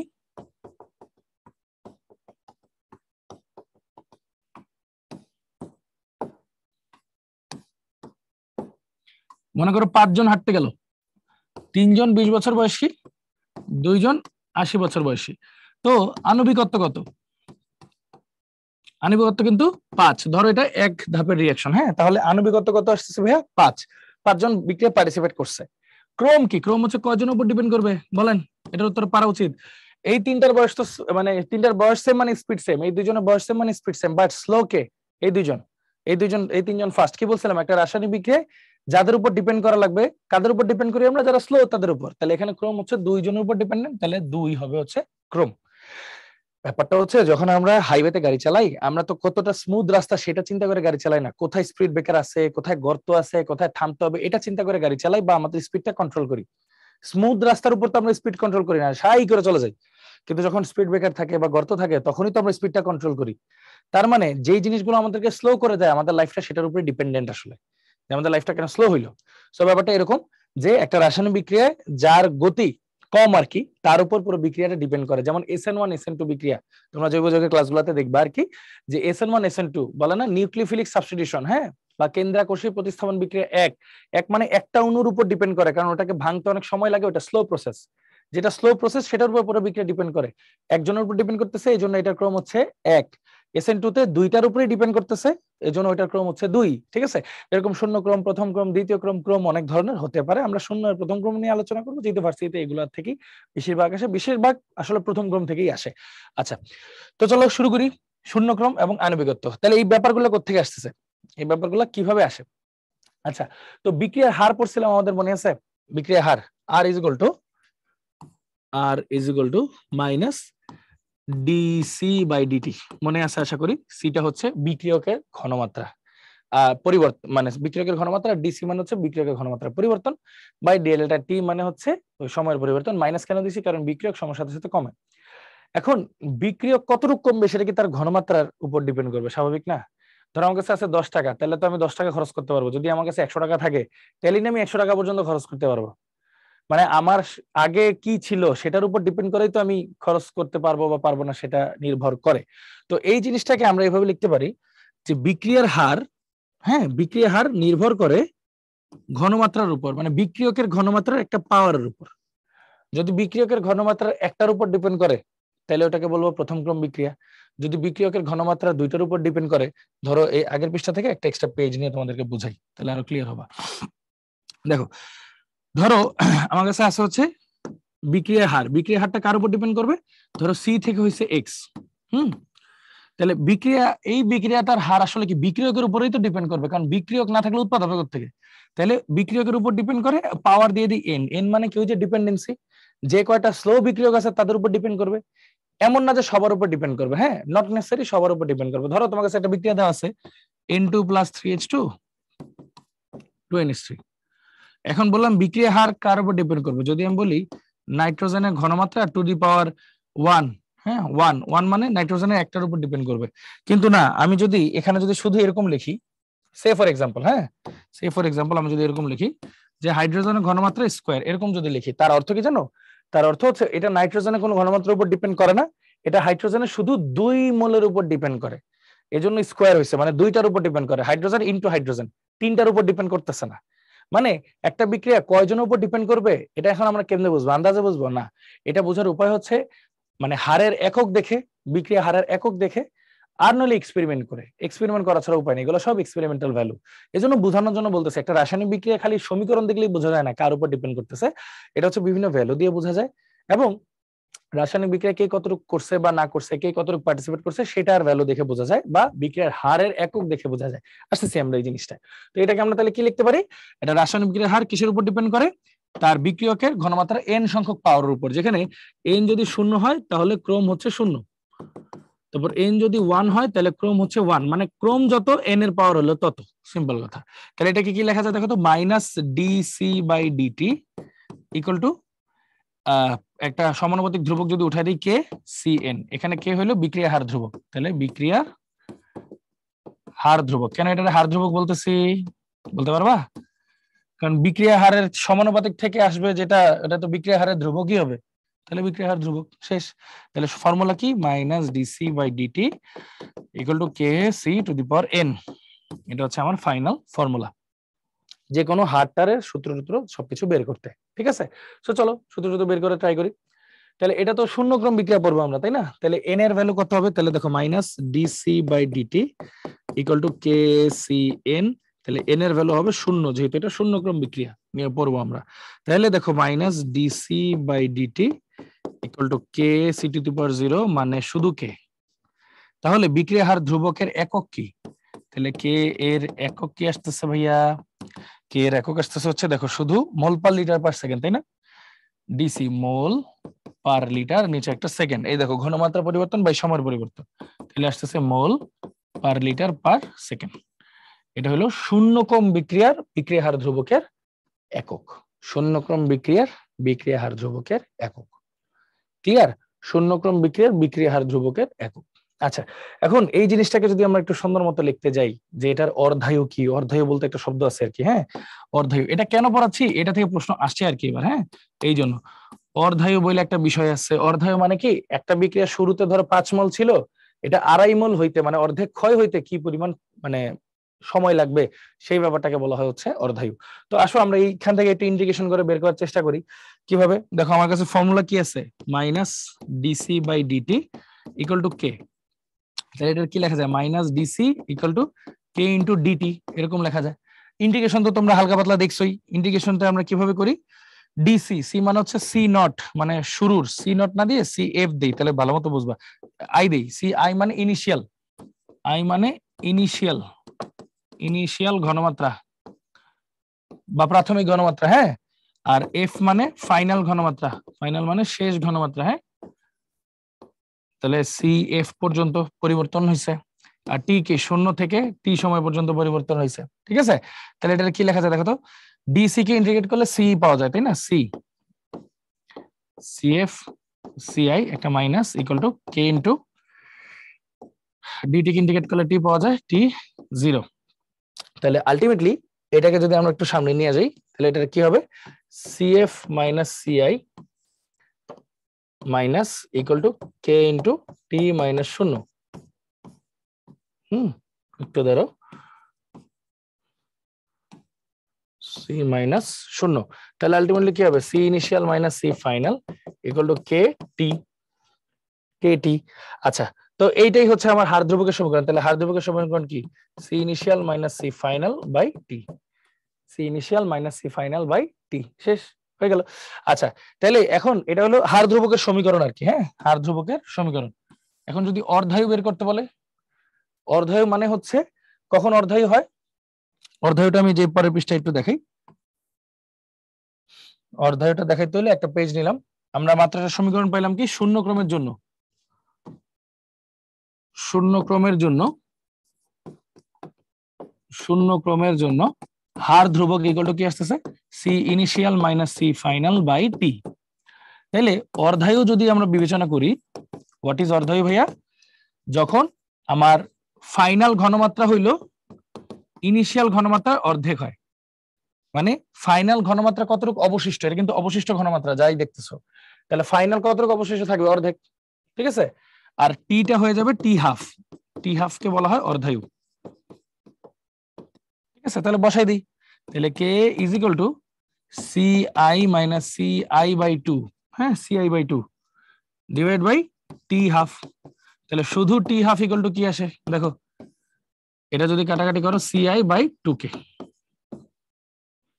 মানে শূন্যক্রম বিক্রিয়ার অর্ধায়ু আদি ঘনমাত্রার উপর নির্ভর করে, শূন্যক্রম বিক্রিয়া অর্ধায়ু আদি ঘনমাত্রার উপর নির্ভর করে। এই এগুলো জাস্ট একটু ওই যে চাইলে মুখস্থ রাখতে পারো আর কি। এই যে এটা একটা, এটা একটা, এই দুইটা সূত্র, এই দুইটা সূত্রই আসলে ডেরিভেট করতে লাগে, হ্যাঁ এই দুইটা সূত্রই আসলে ডেরাইভ করতে লাগে। ওকে, আচ্ছা এটা একটু মুছে সুন্দর করে লিখে দিই, সেটা হচ্ছে টি হাফ, ঠিক আছে। এই দুইটা সূত্র একটু ডেরাইভ করতে লাগে। আচ্ছা, এবার চলো আমরা প্রথম ক্রমের জন্য পড়ি, ঠিক আছে। প্রথম ক্রমের জন্য, প্রথম ক্রমের জন্য সূত্রটা কি হবে ভাইয়া? Minus DC by DT equal to K C to the power N, N এর মান হবে 1 ফ্রম প্রথম ক্রম, তাই না? প্রথম ক্রমের জন্য। তাহলে এটাকে যদি আমরা একটু সুন্দর মতো সাজাই, একই জিনিস পাশাপাশি নিয়ে আসতে হয়। আচ্ছা, একটা নোট আমি এই পাশে দিয়ে দিই তোমাদের জন্য, যে integrate of DX equal to হবে এক্স প্লাস সি, বা শুধু এক্স আর কি, হ্যাঁ এক্স প্লাস সি, এটা তোমাদের মনে থাকার উচিত। হ্যাঁ, ডিএক্স ইন্ডিকেট করলে এক্স পাওয়া যায় আর কি। হ্যাঁ, ওই সিটা আপাতত বাদ দিই, নইলে পেজ লাগবে। আচ্ছা, এরপর এটাই আসো, এটা যদি তোমাদেরকে একটু বুঝাই, এটার কেসে এটাকে আমরা সব বুঝে সি গুলাকে একপাশে নিয়ে আসি, চলো। তাহলে minus BC by C equal to K dot DT, এরকম লেখা যায়। হ্যাঁ, আচ্ছা, কে ডট ডিটি যদি এরকম লেখো, তার আগে আমরা জাস্ট জিনিসটাকে যে আরেকবার একটু আরেকটা ভাবে একটু চিন্তা করে একটু লিখে নিই আগে। তাহলে এটাকেই তো আমরা কি বলতেছি ভাইয়া, আর বলতেছি, তাই না? আর বলতেছি। তাহলে আর ইকুয়াল টু আমরা কি জানি, কে সি টু দি পাওয়ার 1। তাহলে কে ইকুয়াল টু কি আসতেছে, আর বাই সি, তাই তো? তাহলে আর এর একক কি, মোল পার লিটার পার সেকেন্ড, নিচে থাকতেছে আরেকটা মোল পার লিটার, তাই না? ঘনমাত্রা, এটা এটা কাটা, তাহলে থাকতেছে পার সেকেন্ড। মনে রাখবা, ওই শূন্য ক্রম বিক্রিয়ার ক্ষেত্রে, প্রথম ক্রম বিক্রিয়ার ক্ষেত্রে আমার বিক্রিয়ার হার ধ্রুবকের একক কি, পার সেকেন্ড। প্রশ্ন যদি পার সেকেন্ড একক দেখো, তাহলেই বুঝবে এটা প্রথম ক্রম বিক্রিয়ার ক্ষেত্রে হিসাবটা হইতেছে। হ্যাঁ, পার সেকেন্ড। আচ্ছা, তো চলো এখানে যদি হিসাব করে ইন্টিগ্রেট করি, সি ইনিশিয়াল থেকে সি ফাইনাল, অবশিষ্ট 0 থেকে টি। দেখো, এই যে ডিএক্স বাই এক্স, ফর্মুলা হচ্ছে ডিএক্স বাই এক্স কে আমরা আসলে বলি ln X. DX by X কে আমরা কি বলি, লন এক্স। তাহলে চলো একটু লিখি, ডিএক্স বাই এক্স কে আমরা যদি বলি লন এক্স, আর এটা যে মাইনাস দেওয়া মানে হলো, আমরা চাইলে উল্টাই দিতে পারবো পরে। দেখো, সি ফাইনাল সি ইনিশিয়াল, মাইনাসটা গুণ করে দিলাম ভিতরে আর কি। হ্যাঁ, তাহলে DC by C equal to K DT 0 থেকে টি। তাহলে এটার কি লেখা যায়, ডিএক্স বাই এক্স মানে লন এক্স, আর ভিতরে লিখবো সি ইনিশিয়াল, এখানে লিখবো C final equal to K dot T এর ভিতরে ডিটি কে করলে টি 0 টি। তো এই পাশ থেকে এই পাশে যদি আসি, কি আসতেছে ভাইয়া, দেখো, ln A minus ln B, ln A minus ln B, ln A minus ln B is equal to K T minus 0। এটার কি লেখা যায়, ln A by B, A by B equal to K T, এবার লেখা যায়। তাহলে K এর সমীকরণ কি আসতেছে, দেখো, ln C initial minus C final divide by T. এটা হলো কে এর সমীকরণ, প্রথম ক্রম বিক্রিয়ার জন্য কে এর সমীকরণ। ঠিক আছে, ওই যে বিভিন্ন পরমাণুর ক্ষয়, এটা মনে রাখবা, পরমাণুর ক্ষয়গুলো আসলে প্রথম ক্রম বিক্রিয়া। হ্যাঁ, বিভিন্ন ফিজিক্সে পড়বা পরমাণুর ক্ষয় আর কি, পরমাণুর ক্ষয় হচ্ছে আসলে প্রথম ক্রম বিক্রিয়ার মধ্যে পড়ে। ঠিক আছে, পরমাণুর ক্ষয়গুলো আসলে প্রথম ক্রম বিক্রিয়ার মধ্যে পড়ে। তো যদি এটাকে যদি একটু সুন্দর করে আরেকটা পৃষ্ঠা নিয়ে আমরা অর্ধায়ু বের করতে যাই, কি বললাম আমরা, K is equal to ln C initial by C final divide by T. তাহলে অর্ধায়ুর ক্ষেত্রে, অর্ধায়ুর ক্ষেত্রে ভাইয়া কি হয়, অর্ধায়ুর ক্ষেত্রে টি কে আমরা লিখি টি হাফ, তারপর সি ফাইনালটা কতটুকু বাকি থাকে, সি ইনিশিয়ালের অর্ধেক। তাহলে এটাকে যদি বসাই, K is equal to ln C initial by 2 divide by T half. তাহলে সুতরাং শুধু টি হাফ কি থাকতেছে ভাইয়া, দেখো তো, কে এটা নিচে চলে যাবে, লন লনের মতো থাকবে, সিআই কাটা, তাহলে থাকবে লন 2, বা এটাকে আবার লেখা যায় 0.693। লন টুর একটা ভ্যালু মুখস্থ রাখবো, লন টুর ভ্যালু 0.693 বাই কে। তাহলে দেখো আমরা কিন্তু সমীকরণ পেয়ে গেছি, সমীকরণ পেয়ে গেছি। তাহলে দেখো, প্রথম ক্রম বিক্রিয়ার অর্ধায়ু কিন্তু আদি ঘনমাত্রার উপর ডিপেন্ড করে না, এখানে কোনো আদি ঘনমাত্রা আছে নাই। প্রথম ক্রম বিক্রিয়ার অর্ধায়ু শুধুমাত্র বিক্রিয়ার হার ধ্রুবকের উপর ডিপেন্ড করে। ঠিক আছে, সিম্পল। তাহলে দুইটা জিনিস পাইলাম। তাহলে যদি আমি একটা পেজ নিয়ে তোমাদের কয়েকটা জিনিস লিখে দিই। হ্যাঁ, প্রথম ক্রম বিক্রিয়া, তাহলে এন এর ভ্যালু 1। আচ্ছা, আগে শূন্য ক্রমটা দেখাই, দাঁড়াও, শূন্য ক্রমটা আগে দেখাই। শূন্য ক্রম বিক্রিয়া, এন এর value 0, R equal to K C N. হ্যাঁ, তাহলে কে এর একক, এটাতে কি আসতেছে, R equal to K C to the power 0, মানে আর ইকুয়াল টু কে। তাহলে কে এর একক আসতেছে, আর একক কি, মোল পার লিটার পার সেকেন্ড। ঠিক আছে, আর যেহেতু বিক্রিয়ার হার ধ্রুবক, মোল পার লিটার পার সেকেন্ড কে এর একক। শুধু কে এর মান কত আসতেছে, দেখো, শুধু কে এর মান আমরা পড়ছিলাম C initial minus C final by T, C initial minus C final by T, C initial minus C final by T. আর অর্ধায়ু কি আসতেছে, অর্ধায়ু আসতেছে হচ্ছে সি ইনিশিয়াল বাই 2k। এই কয়টা জিনিস আসতেছে। এবার আসি প্রথম ক্রম বিক্রিয়া, প্রথম ক্রম বিক্রিয়ার ক্ষেত্রে এন এর ভ্যালু হচ্ছে 1। তাহলে কে এর একক কি আসবে, কে এর একক আসবে R equal to K C 1 K equal to R/C mole per litre per second divide by ঘনমাত্রা একক কি মোল পার লিটার কাটা কাটা, তাহলে থাকতেছে পার সেকেন্ড। কে এর একক থাকতেছে কি পার সেকেন্ড। কে এর ভ্যালু আসতেছে লন, একটু দাঁড়াও, হ্যাঁ কে এর ভ্যালু আসতেছে ln C initial by C final divide by K T divide by T, আর অর্ধায়ু টি হাফ আসতেছে হচ্ছে 0.693 বাই কে। ঠিক আছে, এই দেখো 0.693 বাই কে আর ln C initial by C final by T, এরকম করে জিনিসটা আসতেছে। তো এই দুইটা বক্স হচ্ছে ভাইয়া দাগাই দেই। ঠিক আছে, এগুলো একটু মাথায় রাখতে হবে। এই দুইটা আপাতত পড়ি, ইভেন যদি দ্বিতীয় ক্রম বের করতে চাও সেটাও পারো, এন এর ভ্যালু 2 বসায় বাকিটা নিজেরাই করে ফেলতে পারবা। ঠিক আছে, তো আশা করি এই আমরা তাহলে কিভাবে বুঝবো কোনটা কত ক্রমের বিক্রিয়া। ক্রম জিনিসটা কি ডিপেন্ডেন্সি, যে কয়টা স্লো তাদের উপর পুরো বিক্রিয়া ডিপেন্ড করে, বা যে কজনের উপর বিক্রিয়াটা ডিপেন্ড করবে সেটাই হচ্ছে ক্রম।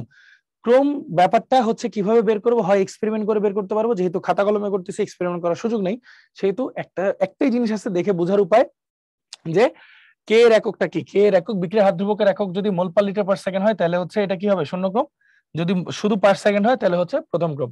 তো এই দুইটার মধ্যে আপাতত আসে, বিশেষ করে প্রথম ক্রমই আসে, মানে পরমাণুর ক্ষয় রিলেটেড যদি আসে কোশ্চেন তাহলেই বুঝবো এটা প্রথম ক্রম বিক্রিয়ার ব্যাপার।